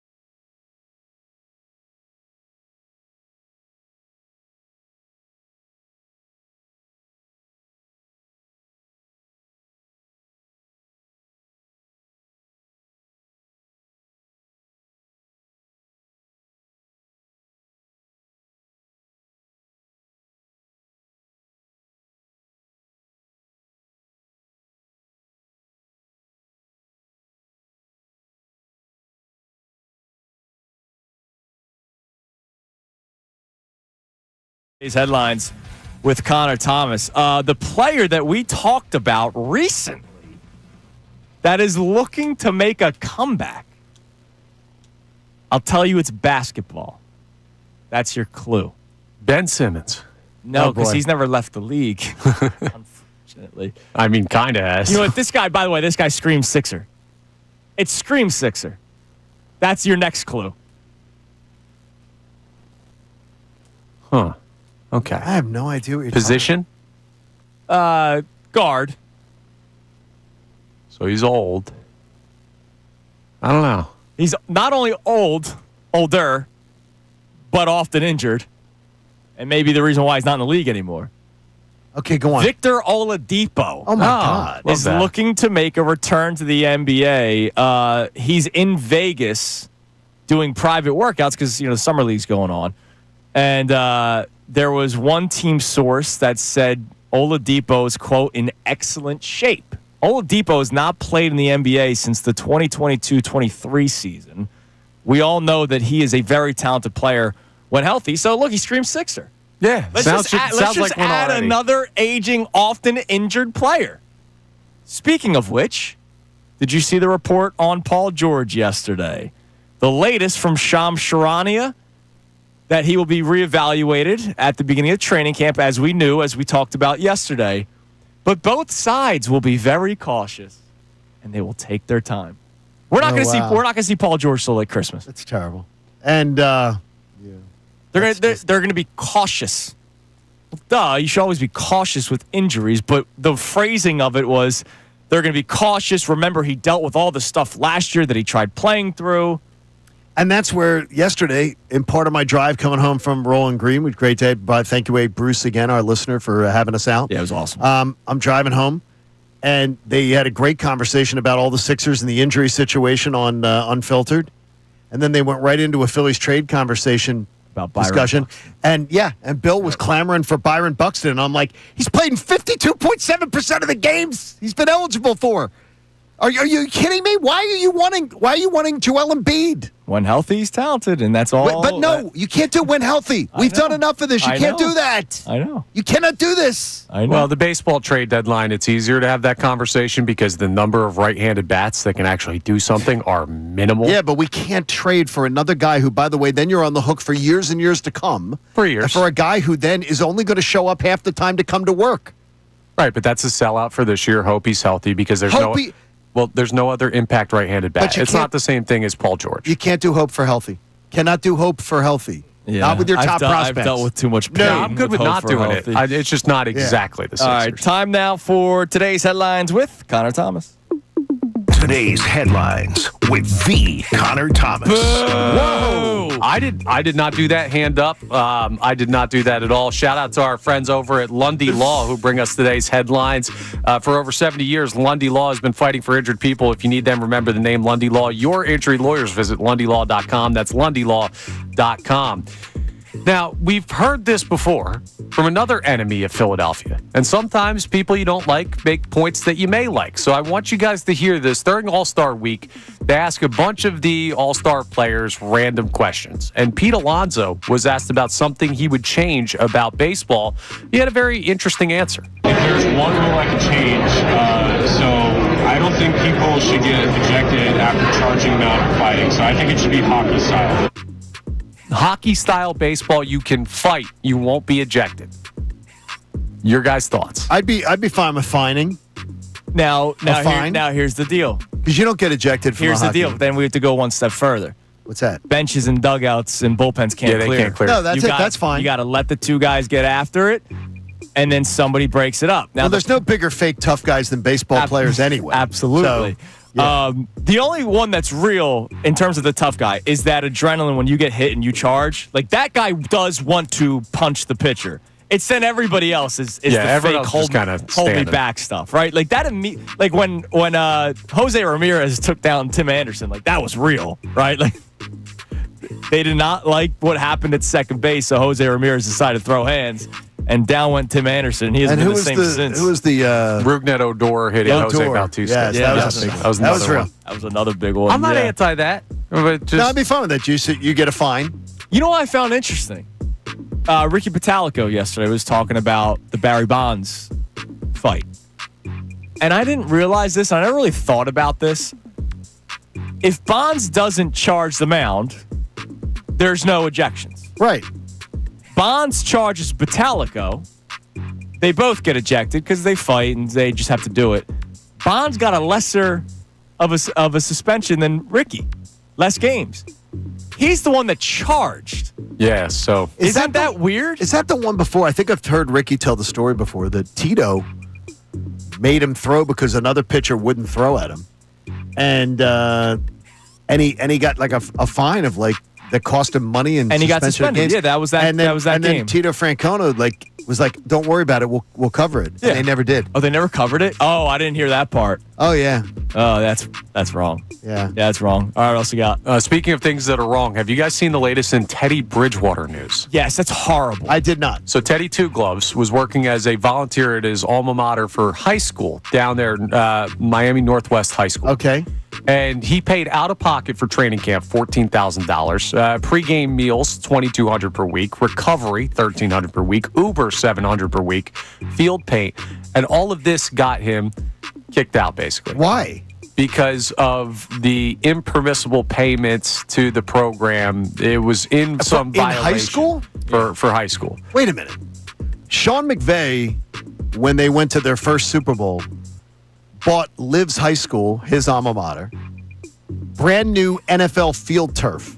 Right, no, but he's part of this staff. No, he was a volunteer. He was not a hired coach. Yeah. But he wasn't a hired coach. Yeah, this is BS. That's BS. He's trying to help improve the program. But like Sean McVay bought them a thing. When they won the Super Bowl, when Sean McVay won the Super Bowl, he bought them a Jumbotron. He bought them a digital Jumbotron for the high school. I mean, seriously. Like, what the hell are they doing to Teddy Bridgewater? Yeah, and that's ridiculous. And Miami Northwest High School is not exactly this darling of public funding. It's not. Like, it's not. It's that a bunch of helping kids. That's an area where the kids might need a pregame meal. Yeah. Might need some, and more importantly, guidance from a guy like Teddy Bridgewater might keep some of those kids on the straight and narrow doing great things and get them college scholarships and everything. Yeah, that's disgusting. So justice for Teddy, and also let's not forget Teddy's injury, terrible injury, was the reason you were able to trade Sam Bradford, have Carson Wentz start early, and led to a Super Bowl for the Eagles. I was in a diner in Wildwood when that news broke.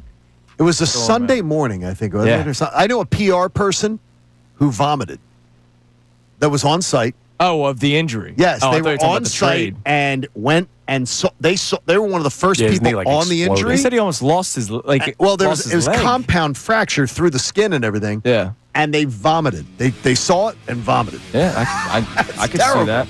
All right, coming up next. Good job, Connor. John Kincade. I love this. We're 50 days away from kickoff. John has 3 season-long bets that he likes, and I'm betting them on Eagles. Oh, I'm sorry. Not likes, loves. No, betting them on Eagles. Yes. Happy almost football season. We get these 3 Eagles season-long bets next. It's Kincade Salciunas, 97.5 The Fanatic. Fanatic Sports Update. 3 All-Star Schwarbombs. I'm Connor Thomas, and the National League won last night's MLB All-Star game in a swing-off. Yeah, the National League was up 6-0, and then they gave up 6 runs in the final 3 innings to send it into a swing-off, home run derby style. So, of course, if you can put somebody at the plate, one of those guys is going to be Kyle Schwarber. How'd he do? That's MVP material if he gets the third one right here. AL rallied in the game. NL has rallied in the swing-off.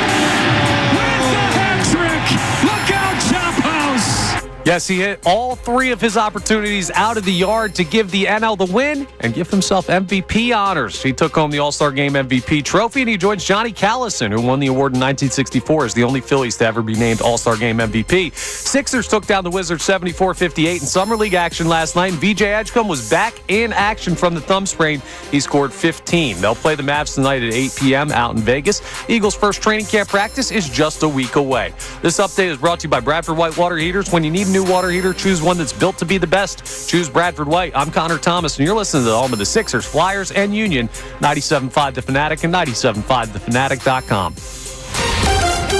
Texting, the easiest and most convenient.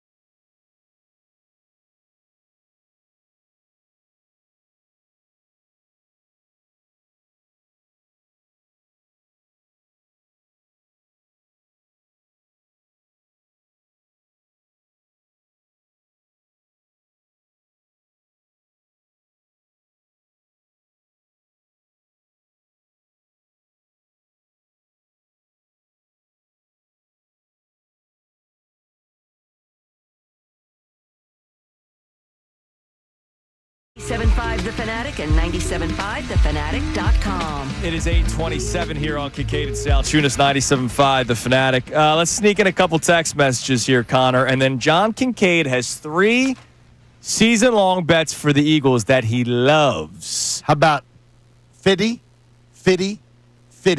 on each? Oh, because I'm thinking the odds are good enough. No, I'm thinking the odds are good enough that if I just win one of them, it'll make it worth it. Okay, so we'll get those coming up in a few minutes. Let's get a text message here. Obviously, we started off the show with John Kincaid's therapy session as he yesterday was reminded that Kevin Patullo was the offensive coordinator of the Philadelphia Eagles, and that is something to be concerned about because he's never done it before. I just am not at that level right now because it's July 16th. And then also the patience conversation, offense versus defense. Which are you more patient with? Adam Schefter sides with us, by the way, Johnny. He does. That I don't know how somebody could be really that patient with the offense, especially considering 10 of 11 starters are back. I think he said, why would you be? Right. And the one starter is Tyler Steen, who's been here. So what do we got on the text line, Connor? Colby in Central PA thinks he has something to calm John down a little bit. He says one thing to calm your mind, John, would be Jalen Hurts' ability to adapt to different offensive coordinators. He hasn't had the same OC for more than 2 years, dating back to high school. I believe that a coach can hold back a team, but also I think that the core of players we have are talented enough to do things on their own, so to speak. He finishes off by saying, calm down, Johnny. Don't unplug Grandma just yet. No, Colby, is that Colby? I will say this, Colby. Long-time listener. I can will tell by say that. This, though. Yeah, Colby, that's good information. Hurts wasn't great in 23, though. I know. The last 6 weeks of the season when everything was going to crap, including the offense, it wasn't spectacular. I got know you. He December was the MVP, 1st, he was leading the MVP. I know. So he was pretty great up until that point. And in the last 6 weeks, it fell apart. Was a disaster. It fell apart at the end for the whole team, though. And it also, it didn't feel like 22 MVP. Like when he was leading in 22, it felt like great. him. Yeah. When it was leading in 23, it felt like, well, they're 10-1 and he's not making mistakes. Right. Right. It just like it didn't feel it as much. He wasn't I bad. get odds are odds and betting, but like it didn't feel like it. That's all. I agree with you, Connor. All right. Speaking of bets, give us your 3 bets. Okay, this Eagles related season-long bets that you love. And I want to know if you guys would make the same bet. Now, so here's where I'm going. Okay. This is for NFL. You can bet any player in the NFL eclipses this, you win the bet. So it doesn't have to, you don't have to pick a player. Okay. This is any player in the NFL eclipses this total, you win the bet. Oh, wow. Okay. All right. Regular season total, an individual having 200 plus receiving yards in a game. The over-under is 2.5. So you need some receiver in the NFL to have 3 200-yard receiving games. I'm doing that. I'm putting 50 down on that in a second. Wait, is it 3 separate receivers or No. one receiver has 3 games of 200 yards? I'm not betting that. I'm absolutely betting it. That's tough. That's a big number. I'm absolutely betting it. You're basically betting on like 3 guys. I'm betting on. Tell me, there's one in Cincinnati. Yeah, Jamar Chase, There's Justin one in Jefferson, and Yes. And A.J. AJ. Brown. And that's it. And I'm going to bet that. And I'm going to say that I'm going to bet Jamar Chase does that. Jamar Chase does it. That he's the one who cashes it for me. He surpassed 200 yards once last year in a year where but where had were the other numbers? But no, they were on a very good team last year. No, the where they had to offense was throw. right. Yeah, where they had to throw all the time. Right. 264. He had a 193 Uh-huh. and a 177. Yeah. And then like lower 100. And they weren't a very good team. I'm telling you right now, I love I'm gonna bet that one, and I'm gonna bet it and hope that one. That's the one I'm least confident in. I would agree. I'm not on that I'm one. not touching that one. But I'm betting that one. I think you're going to be confident on the other 2. Okay. But I'm going to bet that one because of the other 2 and the 50 that it pays off. Regular season total, an individual has 200 plus rushing yards in a game. The over-under is 1.5. So you need one player to rush for over 200 yards twice. Yes. Done. Oof. Wait a minute. Oof. You don't think Saquon's going to have 2 200-yard rushing games? I don't think it'll be Saquon. I think your best bet's probably Derrick Henry on that one. But Really? I think Saquon cashes it. That's a lot. Man. Okay, give me Saquon's number. Pull up Saquon's numbers for the year last year. For you want Saquon's games? All right, because I have Henry's up. Henry give me never surpassed 200 yards. Okay, give me Saquon's. Saquon Barkley. I know he did it a lot last year. 3 times here. Saquon Barkley last season surpassed 200 yards. Nope, 1 time. Yep. But how many? Give me the other ones. The other times were the 176. They pulled the plug twice. Right, exactly. 176 against the Giants. That's when they pulled him out. 167 against the Cowboys. That's when they kept on force-feeding him to get to 2,000. Then they pulled him out. 150 against the Commanders in that game they lost where Hurts got hurt. Hurts got hurt. I'm betting it. I'm betting that one. I will say I like that one better than the receiving one. The odds on this, by the way, though, if you win one, you more than cover your 150. Okay. So it's what I'm doing. So that's one there. Biggest one. Regular season highest rushing yards. 1,825.5. So someone has to get 1,826 yards as your rushing leader in yards. I could see that. Somebody will. You need one. It just needs one player in the NFL to rush for 1,826 I like that one the yards. best. Yeah, that's what I like the best. Also, because especially if they start turning to running the football more this year. Yes, which I do believe is going to happen too in a copycat league. It was 8. What was the number? 1,826. So last year, you would have had 2 guys surpass that: Saquon and Derrick Henry. And how many came close? 2 others. So here's how you view close. Like Jahmyr Gibbs was 5th with 1,400 yards, but that's remember, not close. He split a lot of time with David Montgomery. But that's not close, though. Hold on. He did it in 250 carries. So imagine if he gets the bulk of the carries this year. To me, that's close. Jonathan Taylor, 1,400 yards, but he only did it in 14 games because he was hurt. He's always hurt, though. Maybe he stays healthy. Yeah, he's always hurt. In fact, I understand Daryl Morey was seen having lunch with them. So I could see that one. I you love just that need one guy. Yes. That's the one that I would say, okay. Any one of those bets cashes on a $50 bet, you've covered it. Right. So it's worth it. You're making a profit. Okay. But if all 3 lose, you lose, sir. And I hope not to lose. Yeah, hopefully you don't lose all 3. I'm betting them all. I'm betting them all and taking my shot. The order that you went is the order least comfortable to most comfortable for me. Yes. Well, that's what it is. The order I went least comfortable, most comfortable. The rushing yards one is the one that I'm most comfortable with. I just love that we have this stuff out. I love it. 50 days. Oh, I've got more. Till kickoff. I have more in the preseason. We could do like a daily. Oh, we're going to have some of these. This. Oh, yeah, we're going to have fun with these. 50 days till kickoff. Eagles, Cowboys. Unbelievable. And I just am sad that I'm not going to Vegas this summer to be able to bet some of these over at the one-arm casinos. That's right. All right, coming up next. A lot of people may hate John and I just because of what we say on the radio, despite you guys never meeting us. That's understandable, because I had that exact same moment this morning at 4:50 in the morning about the best golfer in the planet. It's Kincade and Salciunas, 97.5 The Fanatic. The summer's here, and you know what that means. Engagement season. But remember, don't force it. Don't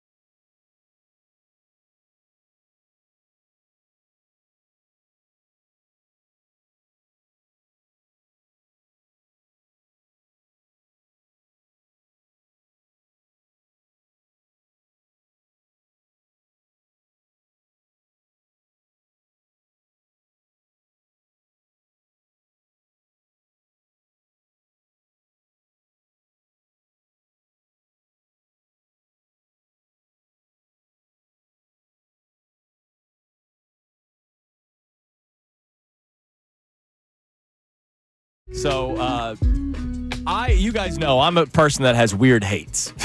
Yeah, you have weird things. You got the longest list of any of us. Of weird hates, and it's not totally serious sometimes. No. But you got quirky ones that are funny, maybe too. hate is too strong of a word. I do hate Joe Madden for ruining the game of baseball for an extended period of time, but that's okay. We're getting back to the way baseball is supposed to be played, where Kyle Schwarber we're bats getting fourth. further away from No, Kyle Schwarber bats fourth again. That's a beautiful thing. That Anthony Rizzo batting leadoff, and it worked one time for the Cubs, and so all of a sudden Joe Madden's a genius. How'd it work with the Angels? I have random hates.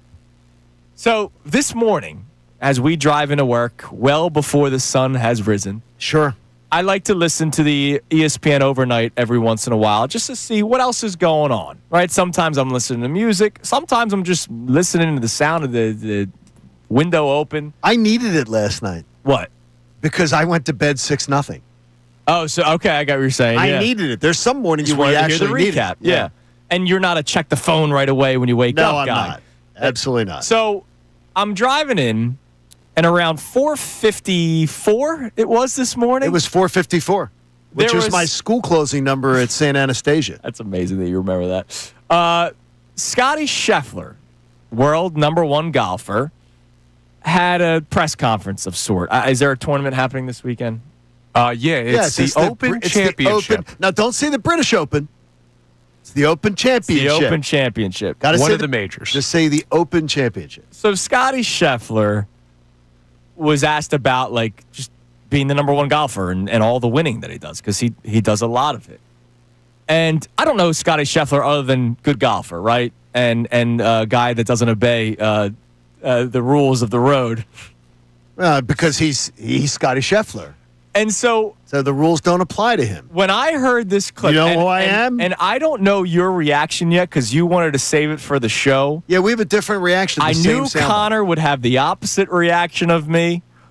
But here was Scotty Scheffler talking about his success. To win the Byron Nelson Championship at home, I literally worked my entire life to become good at golf, to have an opportunity to win that tournament. And you win it, you celebrate, hug my family, my sister's there. It's such an amazing moment. And then it's like, okay, now what are we going to eat for dinner? Life goes on. Is it great to be able to win tournaments and to accomplish the things I have in the game of golf? Yeah, it brings tears to my eyes just to think about, because it's literally worked my entire life to become good at the sport, and to have that kind of sense of accomplishment, I think is a pretty cool feeling. To get to live out your dreams is very special. But at the end of the day, it's like, I'm not out here to inspire the next generation of golfers. I'm not here to inspire somebody else to be the best player in the world, because what's the point? This is not a fulfilling life. It's fulfilling from a sense of accomplishment, but it's not fulfilling from a sense of the deepest places of your heart. There's a lot of people that make it to what they thought was going to fulfill them in life, and then you get there and all of a sudden you get to number one in the world, and then they're like, what's the point? Showing up at the Masters every year, it's like, why do I want to win this golf tournament so bad? I don't know. Gosh. Because if I win, it's going to be awesome for about 2 minutes. I'm Scotty Scheffler. I'm really good at golf, and I make millions of dollars because of it, but so what? Oh, what does it really mean for me? What does it matter? This is such a... why am I getting out of bed in the morning? Ass. He is. Oh, he is. I've never listened to Scotty Scheffler talk, right? That's the first time I've ever legitimately heard a story from Scotty Scheffler. When I heard that, my skin was crawling. I'm like, oh, you are such a pompous ass. Oh, I worked so hard to get here. Augusta National. Oh, what's the point? You win, you just hug your family, you move on. Augusta National. That disgusted me. To pull into the gates of Augusta National, to walk the grounds, to play in the Open Championship, yes, to do these things. Well, what's the point? Now, before anyone goes, oh, well, he's not fulfilled from winning, like the way A.J. Brown said that he was not. Well, hold on. A.J. Brown wanted to win. He wants to win another one. Scotty Scheffler did not say, once I win one tournament, I want to win the next one. Tiger was like that killer, right? I want to win the next one. Rory did everything to try to win Augusta so that he could win the what's it called, the Ford. He wanted to win the Grand Slam. Career Grand Slam. The career Grand Slam. Even though he has since said, since he accomplished that, he's kind of taken a step back. I appreciated that honesty. He's having trouble finding motivation, right, for himself. He said he put on 6 pounds. He's been laying around. he's been less motivated to practice because he waited his whole life to practice. You caught it. Yeah. When I heard Scotty Schefter this morning, I said, I understand and appreciate A.J. Brown, Devontae Smith, and those people that are wired that way a little bit more. Because unlike Scotty Schefter, they have the same sort of mentality. Right. But their mentality is, let me get up the next day because I have a point. Right. And the point is, I want another one. And the point is, I tasted it. I want to taste it again. Yeah, that was, and I'm just so good. And I want to be better. And this is great. But you know what? That's great. But you know what would be better? Having a second one and a third one. And that would be the ultimate greatness. So I heard Scotty Schefter and I said, you know what? You pompous ass. I hate him. And I said to myself, I understand, because I said to you, God, I wish that A.J. Brown was having more fun. Yes. I wish that Devontae Smith was having more fun. But when I hear that out of Scotty Schefter, I go, you know what? At least A.J. Brown and Devontae Smith and everything, when they put their feet in the ground, they've told me they have a purpose. They have a motivation. This guy's like, yeah, what's it all for? Well, I don't think it's pompous, all right? Because he's talked previously. He's had a previous quote that came out that was super weird where someone asked him about a tournament, and he's like, well, we're all going to die one day anyway. I think this just comes from a place where golf is not, like athletics are not as fulfilling to him as some other things he wants in life. I don't think it's pompous or it's like I'm better than everybody. I think he's like, golf is my job. I want to work hard at it. But at the end of the day, like there's other stuff. Do you like Anthony Rendon? I hate Anthony Rendon. No, I know. He's spitting in the face of what has provided his family. So not that Scotty Schefter is saying he's spitting in the face, but Anthony Rendon doing the whole, this is just a job. Like, I hate him for that. Do you know how many people would love to have just that job? I don't want to embarrass you on something, but I'm going to embarrass you, and it's something good, but I'm going to embarrass you on something. Okay. But I don't want to, but I'm going to. I have lived vicariously through an experience that I had in my career, and I'm living it now through Andrew. When I was a little older than Andrew and being a local talk show host, thankfully, our boss now, Scott Masteller, I got the opportunity to start out on a 30-show type contract at ESPN. Right. To then getting to fill in for Dan Patrick and Mike, to getting to do my own radio show on the network for 15 years. I was living vicariously through you, walking in the doors at Bristol this weekend. Yeah. As if I was doing it myself for that first time. It meant something to you. Yeah. It was cool. Did. Yeah, it was cool. You were excited about it. You were interested about it. You weren't pompous about it. You were enjoying it. You were like, I was living that through you as I was excited about it 25 some years ago when I got to do it. Right. It's like the amount of people in our industry that would kill to do that. Right. Well, hang on. This is a guy that's cried multiple times winning big-time tournaments. Like, he cares.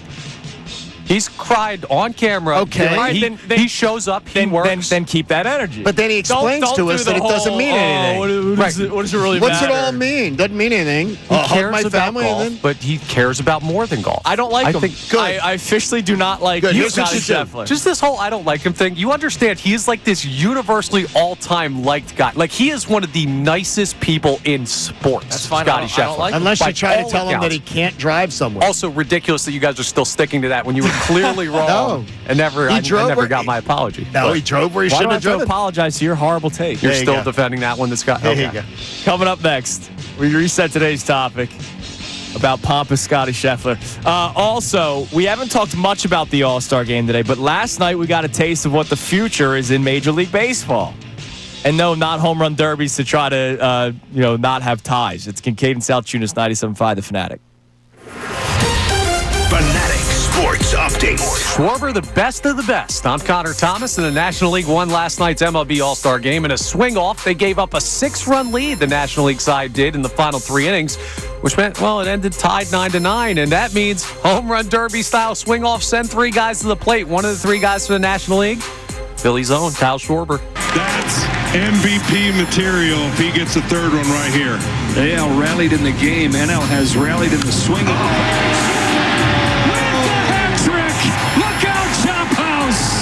And Schwarber, for those efforts, 3 home runs in the swing-off. He won All-Star Game MVP. He's only the second Philly to ever garner that honor. Johnny Callison in 1964, the other. The Sixers took down the Wizards 74-58 in Summer League action last night. And the return of VJ Edgecombe from his thumb sprain. He got 15 last evening. They'll play the Mavs tonight at 8 p.m. out in Vegas. And the Eagles' first training camp practice is just a week away. Just 6 days away from the day they report. This update is brought to you by the New Jersey Division of Highway Traffic Safety. Speed limits save lives. Speeding puts everyone at risk, and officers are out there to enforce the law and ensure your safety. Take personal responsibility. Slow down and drive safely, New Jersey. I'm Connor Thomas, and you're listening to the home of the Sixers, Flyers, and Union, 97.5 The Fanatic and 97.5thefanatic.com. The summer's here, and you know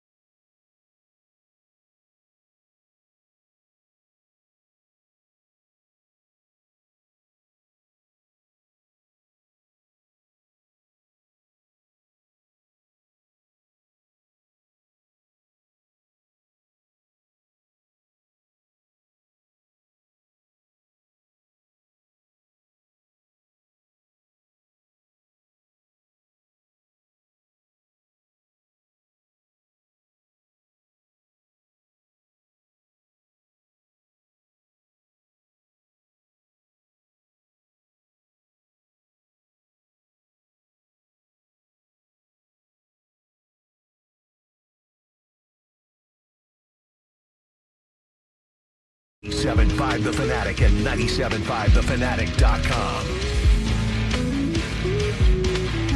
It is 8:56 here on Kincade Salciunas, 97.5 The Fanatic. I got another quote from Scotty Schefter that I want to read to you. It wasn't in that clip that we played because he went on for like 5 minutes about this. Oh my gosh! Just that alone. We worked so hard for such little moments. Is a quote that he had yesterday. Oh boy. Yo, dude. Yo, boy. I understand that you worked hard to get to his point. Like, I'm not naive to that, right? Like, he worked his ass off to become the number one golfer in the world. I'm sure some of it's natural, but a lot of it's also the hard work. The person that works hard every day to get, like, hopefully a week vacation down the Jersey Shore, a little bit different than your little moment holding the Masters trophy and being able to tour all over the world playing golf. We work so hard for such little moments. Winning the Masters is not a little moment. Winning any of these tournaments is not a little moment. By the way, June of 2023, Jack Nicklaus on Scotty Scheffler. I think he could use a little bit of an attitude adjustment if I was to offer my opinion. Because he never looks happy out there. It may come off as arrogant or rude by nature. But I don't believe he's arrogant or rude. He just can be boring, colorless. Well, and that's fine. Like, Jalen Hurts is sometimes boring. He says it's okay to wave. It's okay to appreciate what's going on around you. It's okay to realize that all of those people are the reason we live the lifestyle we live.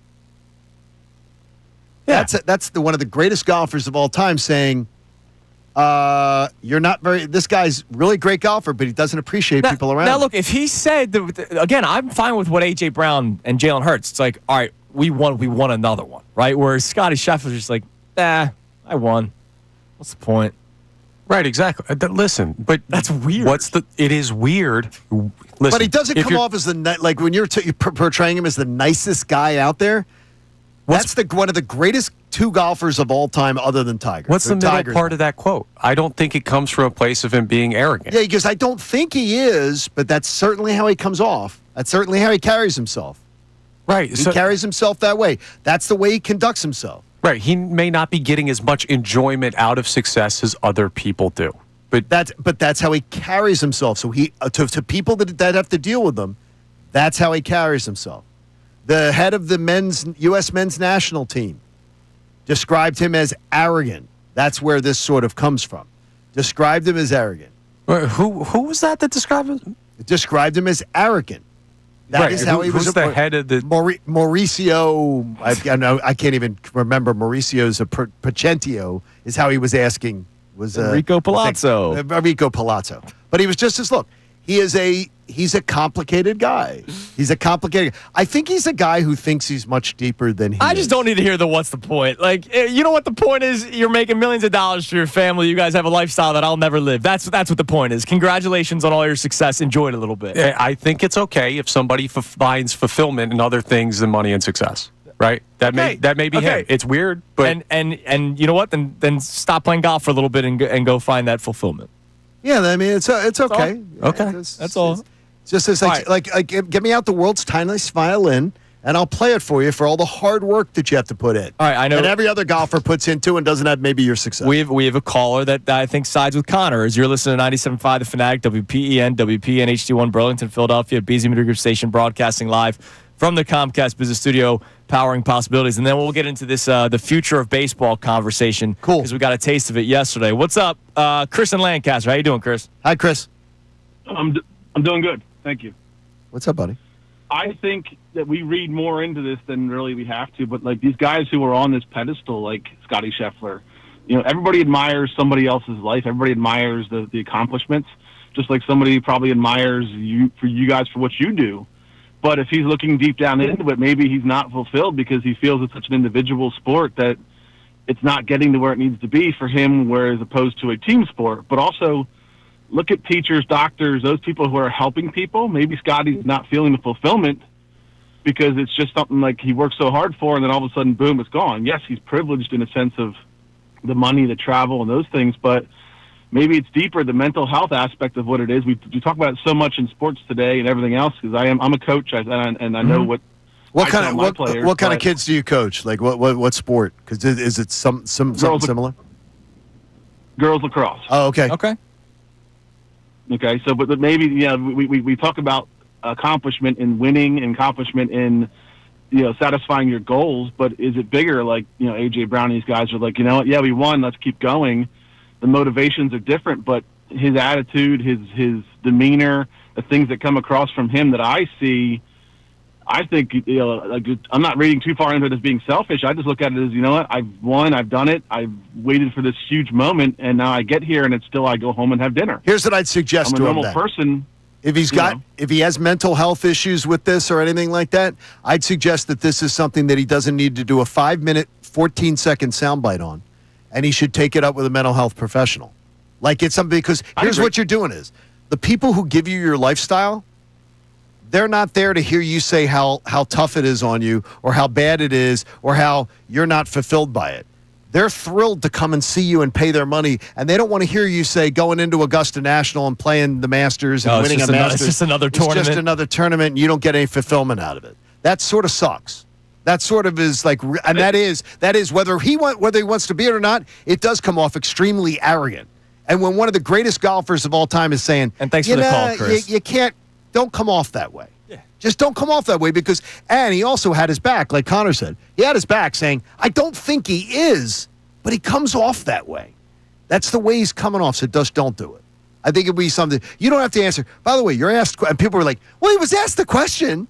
Well, first off, any question you're asked at a press conference, if it takes you 5 minutes and 14 seconds to answer it, you're talking too much. Unless he's been thinking about it. You're talking too much. And you don't need, and you know what you don't need to do? You don't need to answer for 5 minutes, 14 seconds. I'll never get mad at a guy for explaining his position as in-depth as he wants to.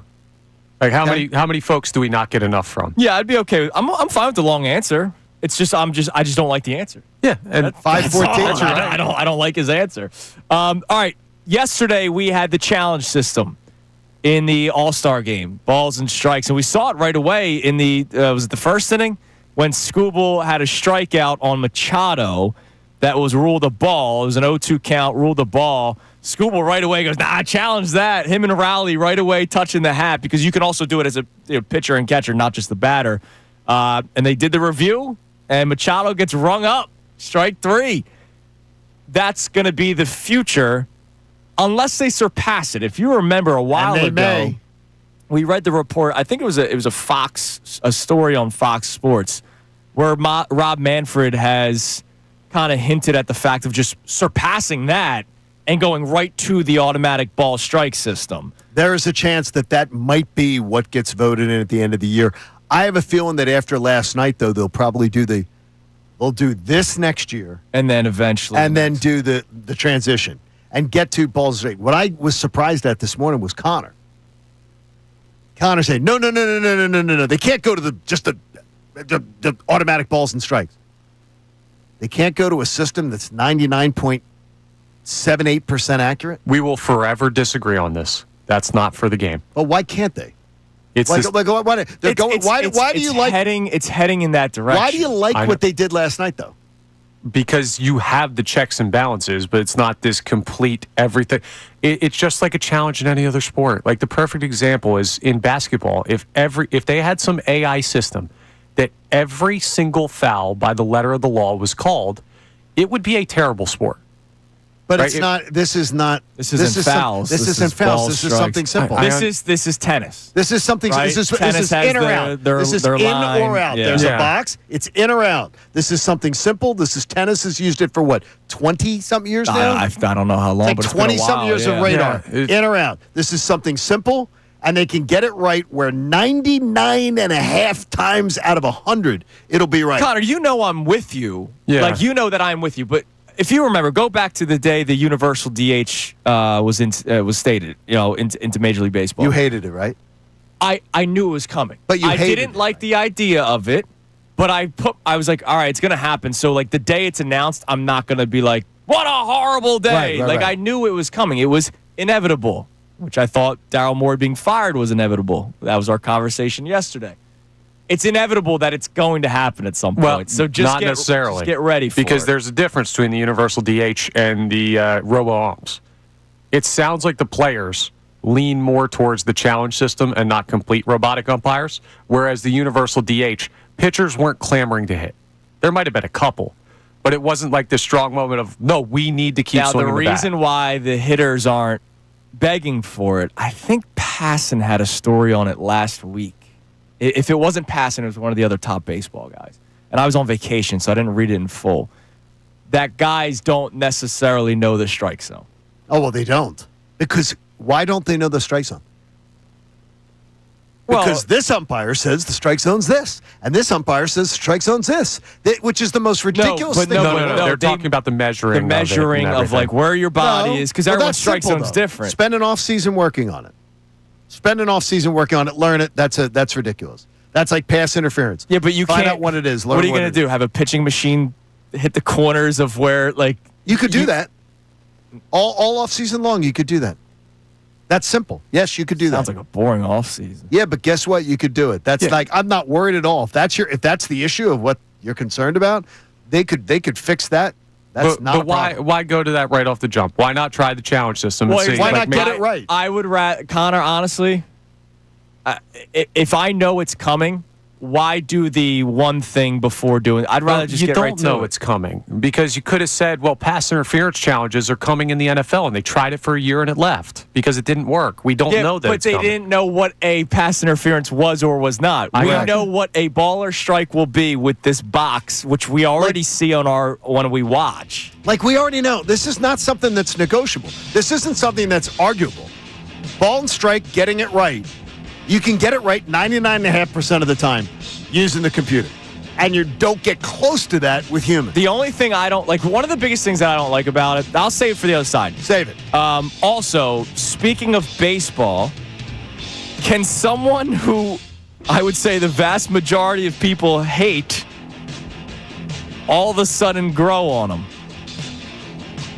We talk about the commissioner a little bit next. It's Kincade Salciunas, 97.5 The Fanatic. Ray Dunn, Mike Missanelli. The All-Star Game is presenting a product to the fans.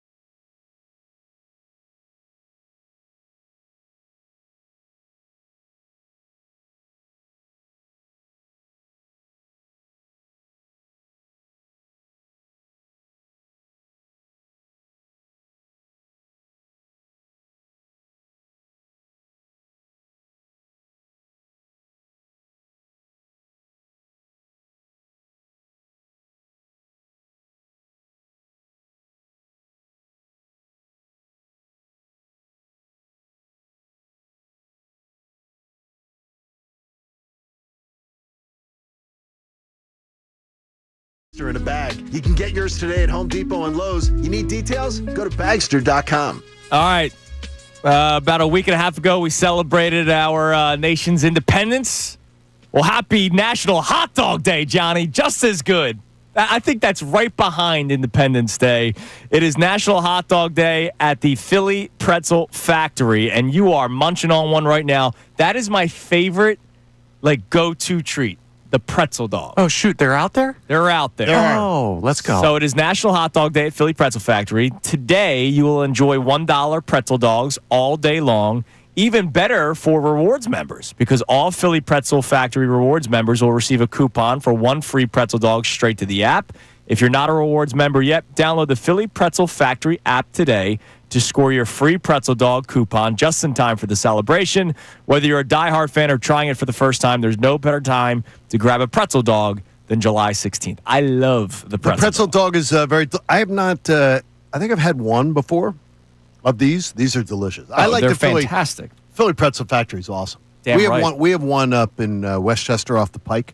Oh my gosh! Oh, it's amazing. It's great. I love the pretzel dog. We have a drive-through. Oh, drive-through's nice. Philly Pretzel Factory drive-through. See, this is what Scotty Scheffler's talking about. There's more fulfilling things in life than golf, like pretzel dogs. Yeah, but you know Come what? John's man. enjoying his pretzel dog, okay? And he'll enjoy the next one. All right, we'll get to the baseball thing coming a little bit. I forgot. It's time now for our 5 best minutes, as we do every single week. When we're joined by our man Adam Schefter, right around the 8 o'clock hour, we replay the 5 best minutes here.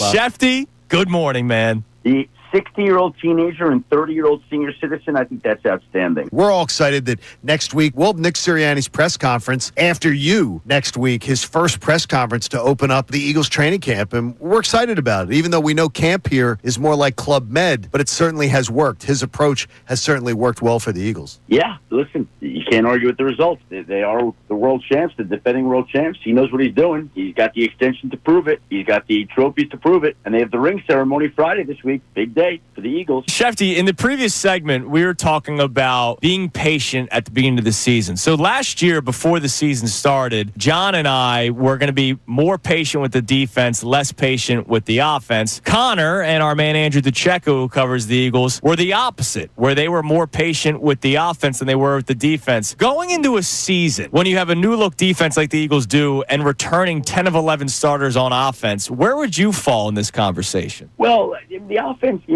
is why I would have to be patient there. I expect it to just come out and shine.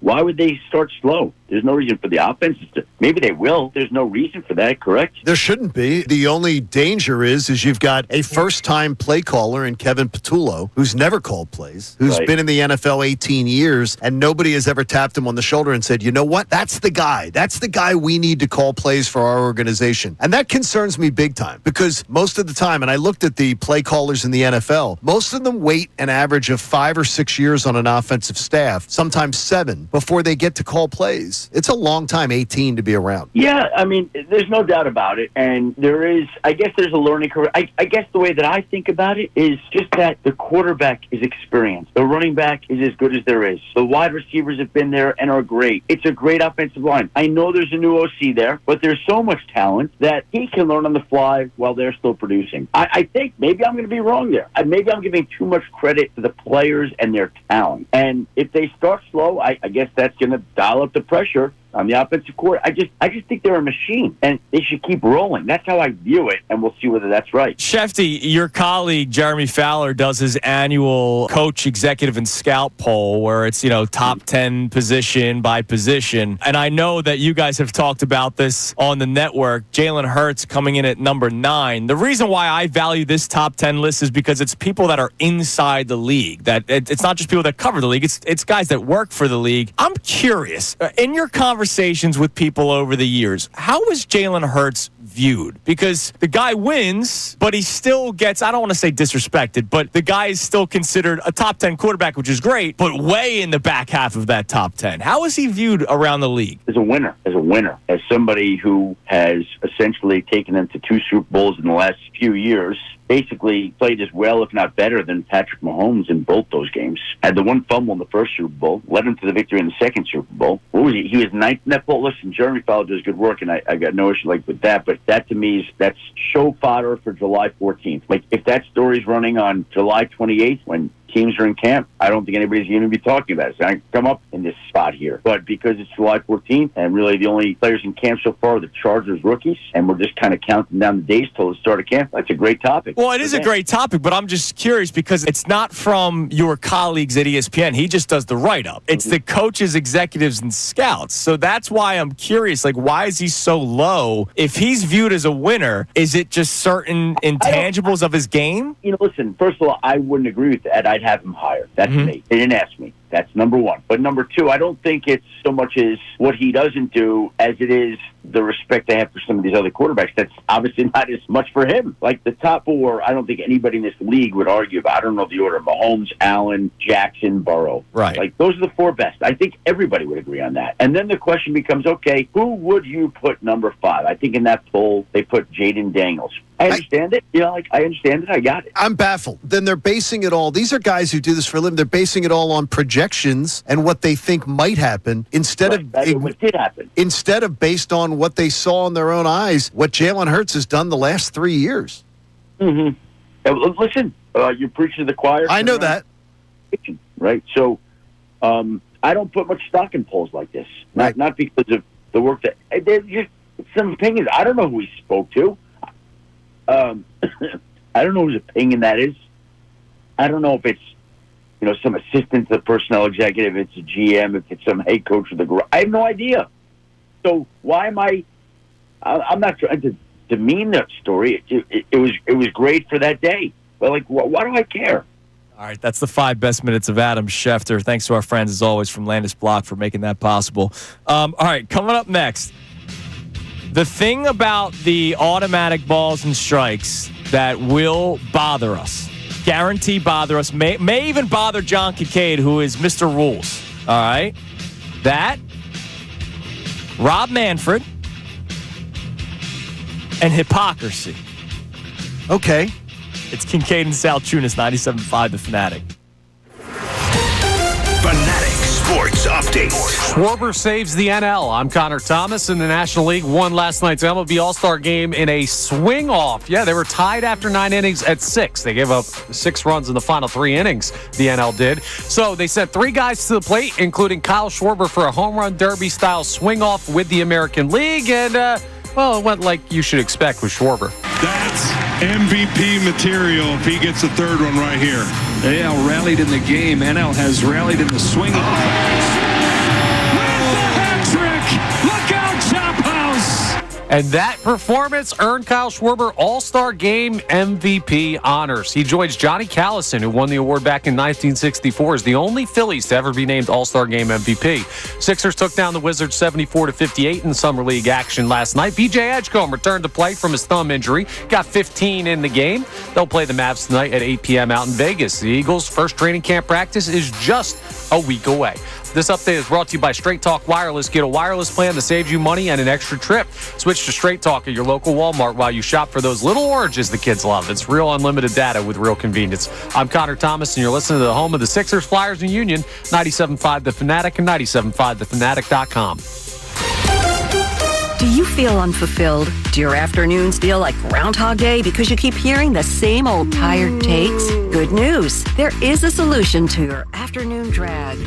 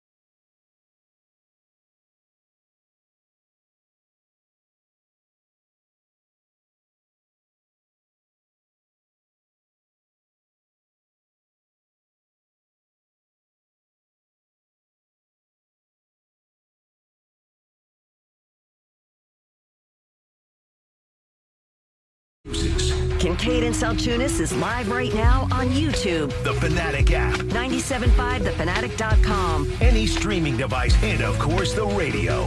Now, back to the show. It is 9:26 here on Kincade and Salciunas, 97.5 The Fanatic. All right, I got a couple of things that I want to go through here with you guys. One that I just saw pop up on the timeline right before this past break started. But first, real quick about the balls and strikes, the automatic balls and strikes, when that does eventually come. And you think I may hate it too? You said. Yes. It's going to be. This will be shocking. And batters will hate it. Okay. What is it? If a ball clips the strike zone, right, just by the seam, it's a strike. Correct. And Which is by the letter of the law, it should be. Correct. You are a letter of the law guy. Okay.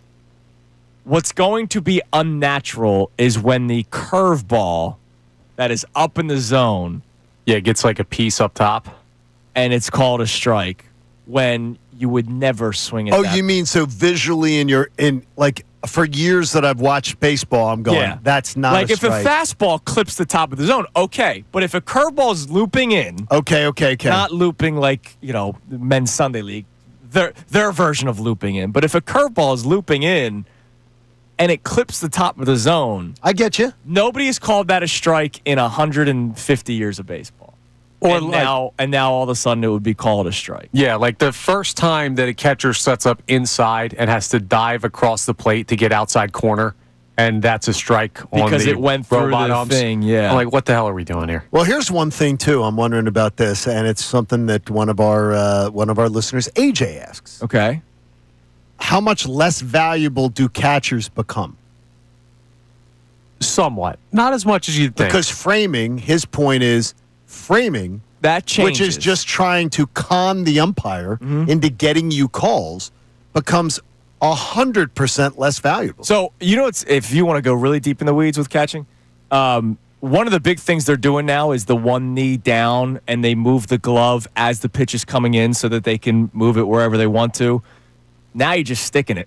Now you just have to catch it. Don't get the Phillies broadcaster started on that one leg down stuff. I don't like the one leg down because it always too. exposes the part that's not padded. Yeah, I wonder if it cuts down on stolen bases. Explain. Catchers worry less about framing the pitch because it is where it is, so you're getting a better jump on pop time to try and throw a guy out. I like that. Yeah, you're literally just at that point you're just catching. But I don't think it devalues. You're not telling me anything though that makes me not want this. Even more. No, I think the curveball one is the one that, I think everybody would hate that. I would have to get used to that. Like Clayton Kershaw's curveball, the historic curveball that he has that loops, right? He's going to be out of the league soon. The 12-3. 12-6. 12-6, excuse me. Many times it's more 12. Yeah, I got you. If it clips the top of that zone, think of Barry Zito. Think about these guys that have the big looping curveball. That's not a strike, even though it will be considered a strike as long as it touches that little zone. And one thing, real quick, with the All-Star game, which is why I don't think this is a certainty. Remember who the last guy on the National League All-Star team was? Zarowski. Why? Because he throws 102 miles an hour. Entertainment value, right? Yeah. Is MLB's priority getting every strike call right? Or is MLB's priority putting a product that people are going to want to watch on the field? Are people entertained by Angel Hernandez, even though he's not? No. How popular is that clip? Here's what I'm going to steal this directly from MLB Network. They've done their little fan surveys, and they do their little fan survey is robot umps. Overwhelmingly, fans because want they robot hate bad umps. umpires. They want robot umps, Connor. They wanted them 2 years ago. Right. It's overwhelming. Fan surveys, everything is like fans just want them to get the call right. They want it now. Yes. Because they haven't seen the half measure. And my argument would be that the fans don't know what they're asking for. The game will be less interesting with robot umpires, and that's not a good thing. I think it's much better to get it right. Yeah, people are going to like it. I don't know if it's going to be less interested. And by the way, what do fans like? Clearly, baseball knows fans like a faster game. They have the TV ratings are up, attendance is up, everything. It is a faster game with robot umps. It takes I think they say 11 and a half minutes off of the major league game. Yeah. Because players aren't up there doing their let me do my OCD routine and let me constantly do my little routines. No. So thank you for leading me right into the next thing that I want about Rob Manfred. So last night, I saw a tweet from Busteroni. He said it was early this morning. Okay. The All-Star game was the ode to the pitch clock. There was longer commercial breaks because it's a big event, All-Star break. They had the first game-ending swing-off, which obviously adds to the time. Stand up to cancer pause. The tribute to Henry Aaron. Which was unbelievable. Pitching changes during innings, including the Clayton Kershaw, so that he got the standing ovation. Freddie Freeman, because it was his old team in Atlanta. The game still only went 3 hours and 20 minutes because of the pitch clock. So I read something this morning on Fox. Alex Rodriguez said that Rob Manfred should go to the Hall of Fame one day. What? You just mentioned how the game's getting quicker, how ratings are up. I don't like Rob Manfred. I don't either. Him saying that the World Series trophy was just a piece of metal during the whole Astro saga. Totally brought like that. I was done. But the game is speeding up. The banning of the shift has added to more, I hate balls in play and all that. I get it, but it's added to more balls in play, which people wanted. We're taking away strategy. And viewership has gone up. It has. And when this automatic balls and strike thing eventually comes into play, which you want. Can't wait for it. He's the guy that's making the decision. He's doing a lot of things that I think people are either realizing has been great for the sport or could eventually be good for the sport, or it's what you want. I probably have to begrudgingly agree with that. I don't like Rob Manfred. No, I don't either. It's like that. He's done too many things that have just... It's that meme, the guy you hate the most makes a great point. You guys know the meme I'm talking about. Yeah, that's what I was thinking about with the Pete Alonso fighting thing. Yes. This is... Rob Manfred's becoming that. Like, I don't like the guy. And the way that he just kind of diminished the World Series trophy is insane to me. But he's doing a good job. Well, he's certainly... How about this? Kicking and screaming. Baseball's been dragged into making changes, and the changes have been universally accepted. Baseball fans are loving the changes. Here's another one for you. Despite people not wanting them. A lot of these changes people didn't want. Oh, and no. It's been great. Here's another one for you, though, which is really the best news of all. It's only 2 years. Okay, it's only 2 years with these changes going on. But the average age of the television viewer is down 13 years. Yeah, it's huge. So you're getting back some younger people to wanting to have the attention span to sit and watch baseball because you're not having to stay for 3.5-hour games. And Busteroni mentioned in his tweet, how in the world did we watch 3.5, 4.5-hour regular season games on a given night? Feels crazy right now, doesn't it? And that All-Star game with all those things that he mentioned, that the stuff that's built into the All-Star game, was still only 3 hours and 20 minutes. I can't believe, though, I don't know if you caught it. Maybe it's just because of my ties. Getting to meet, getting to know, very peripherally, but getting to know Henry Aaron was a great honor for me. I'm sure. But I can't believe they blew it. They have a Major League Baseball. They don't have the people from Atlanta doing it, so they have the Major League Baseball people handle it. And they honor Homer and Hank Aaron. Not Hammer and Hank. Yeah. Homer and Hank Aaron in Atlanta. That is terrible. Yeah, you can't how did they mess that up? And that has to be, yeah. I have to believe somebody read it wrong. Probably. That it was written as Hammer and Hank, and someone looked at it and saw Homer. Yeah, but if you're in charge of that, you shouldn't have to read it. That's what I would say. It's like, you've got to be kidding me. Yeah, you can't mess that up. In Atlanta, you messed that up? Yeah, oh, my gosh. You can't mess that up. Oh, boy. All right, so here's the deal. Coming up next, we got our key three. Somebody wants to chime in on this Rob Manfred discussion. Good. Because I knew that would rub people the wrong way. You made me think, and you made me admit that maybe I have to say yes. I don't like him either. But the game of baseball has gotten better in the last 2 years alone. It has. He may just be a part of the decision-making process. But a big part of it. But he's got to okay it. He's the commissioner. It's pretty interesting. A-Rod going Hall of Fame for Rob Manfred. So we'll get that. Also, a Sixer who's a bit of a hypocrite. It's Kincade Salciunas, 97.5 The Fanatic. Ricky Bo, Bill Colarulo. I understand the frustration watching this.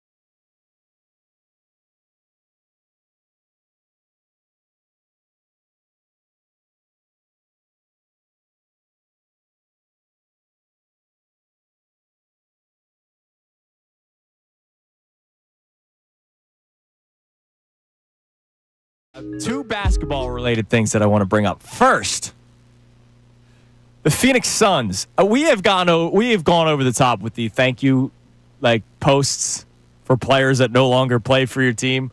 They put out a thank you post for Mason Plumlee. Duke legend, baby. What? They put out a thank you post for Mason Plumlee, who played. He did play in 74 games last year, more than I think Embiid and Paul George combined, averaging 4.5 points per game at the age of 34. For a team that didn't make the playoffs, that's a wasted post. Are you? We should start. Do we need to put this? There needs to be a moratorium on these. We should start putting caps on how many posts you can make. Like for the people that tweet like 75,000 times a day, we should start putting caps. 1 tweet a day. I think that should be a new rule. How about one? And you can't waste it on Mason Plumlee thank you cards. Mason Plumlee? Are you kidding me? I was like, what? What are we doing here? It's like when the Flyers always honor the video tributes, the fourth line right winger. It's unbelievable. That's number one. Number two. See, this is one of those ones you need a break from. The break. Yes, By the right. way, okay, I'm not calling something out. Well, no, I am calling something out. You know that topic got stolen yesterday on local sports radio. I'm just going to say it got stolen. Really? Flipping channels. Wow. It's break week. It's break. Well, something you need a break from, or someone you need. People love the show. It's good. I'm glad to see we're providing content for others. I love that. Sometimes it's written content for like publishing sites, which seems to be a big trend that's going on right now. Sometimes it's that. So people love the show. It's good. Man. If we can do anything we can do to help you do your jobs. That's why you listen to us in the mornings. There you go. All right, Paul George. Jeez. I'm guessing this is on his podcast. Legion Hoops tweeted it out, but they didn't attribute it to anything. Okay. And it's the Legion. Like it's not a parody account. No NBA Central? No.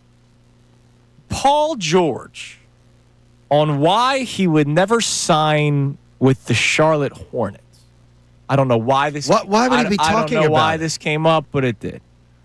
You're stealing money right now from another franchise. Why in the world are you talking about who you wouldn't steal money from? All right, ready? Quote, I'm not picking Charlotte just because there's no winning culture there.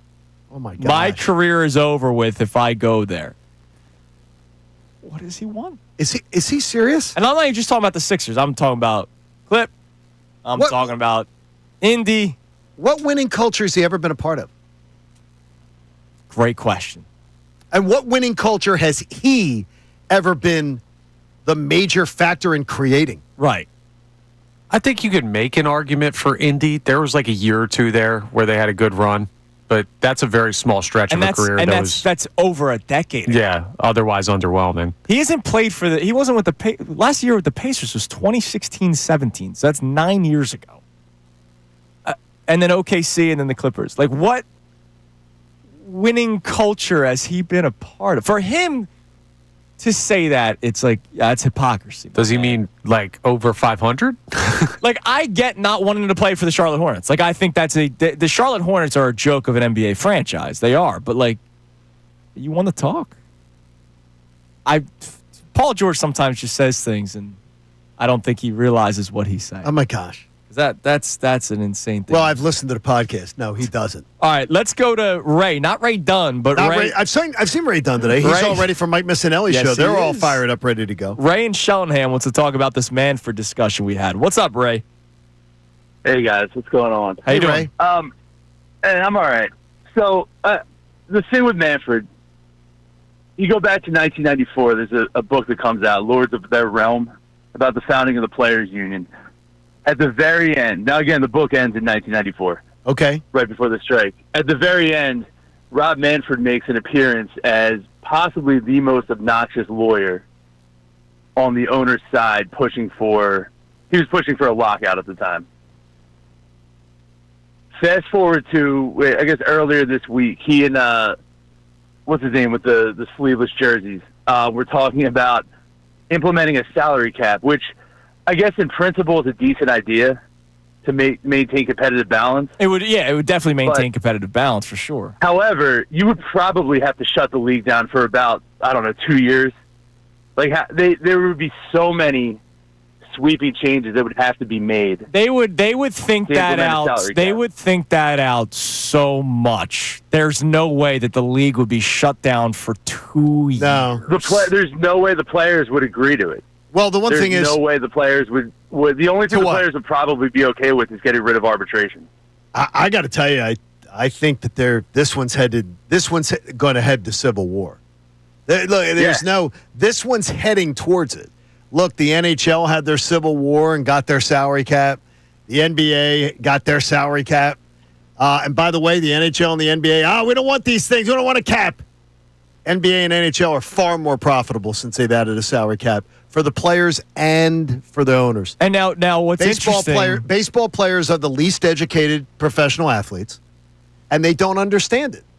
They don't understand. Agreed. They don't understand the economics. The systems in place that would have to be thrown to the side. What do you mean? I don't understand. How do they affect a guy who's in his third year of team control? No, well, you transition as opposed to a guy who's. Well, they would transition They would transition into a cap. They would make it I saw a thing about this too. By the way, I'm one of the dorks that loves MLB Network. And thanks for the call, Ray. They would transition. The plan would be, they would transition to they would give you, I think they said they would give it like a season or two. Then it would be soft cap. Okay. Where your own players didn't.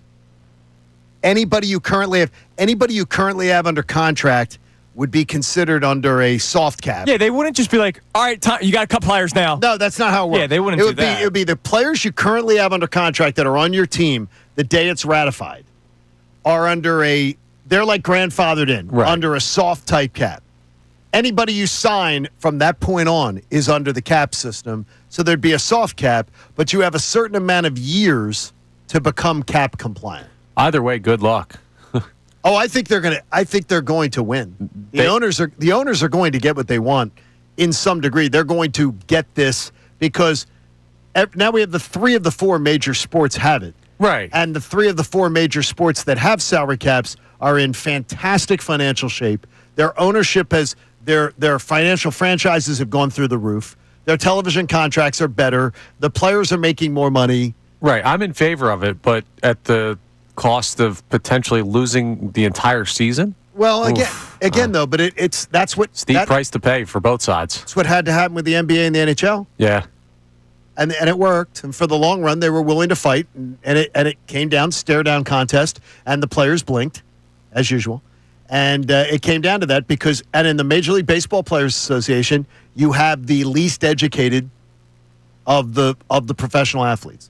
If you ask them to talk economics, and I've done this job during baseball labor issues, if you would get players on board, I remember having executives of the Players Association saying, "Stop, stop going on radio, stop going." Tom Glavine was the head of the Players Association at one time, right? And Tom would be like literally telling people to stop going on radio. You are not allowed. If someone calls you. You are not allowed to go on the radio. Stop talking about it because these guys are going to clown you into saying stuff that's stupid because they don't understand the issue. Right, but that to me says less likely to blink. Who's more likely to have a good conversation where you can come to a consensus? You and your smart friend or you and your dumb friend that's going to fight till the end? Yeah, but here, Connor, here's where it's going to blink. It's a top-heavy system where everybody's vote counts the same. Yeah. Let's say a Garrett Stubbs vote counts as much as a Bryce Harper's vote. So in a clubhouse, you got 25 guys. You got 5 guys that are staying at the Ritz-Carlton on their own dime, and you got 12 guys that are staying at Holiday Inn on their own dime by baseball standards. When they're all casting their secret ballot, when they're voting on their own computer and cast their ballot, they're not going, well, I'm going to vote the way Bryce tells me to. No, they're going to vote their own wallets. And when they say, do I want to give up a season of baseball? Hell no. I'm voting for what the owners are offering. It's an interesting conversation, something to definitely keep an eye on. It is time now for the Kincade Salciunas Key 3 best minutes from today's show. Now, the Kincade Salciunas Key 3, today's best. Johnny, we are 50 days away from kickoff when the Eagles open up the season against the Dallas Cowboys. Good Wednesday morning, Johnny. 50. Unbelievable. I love it. See, that countdown calendar does come into play. Oh, yeah, I like it. I appreciate it. I'm not anti-countdown calendar. I'm anti, your Excel spreadsheets.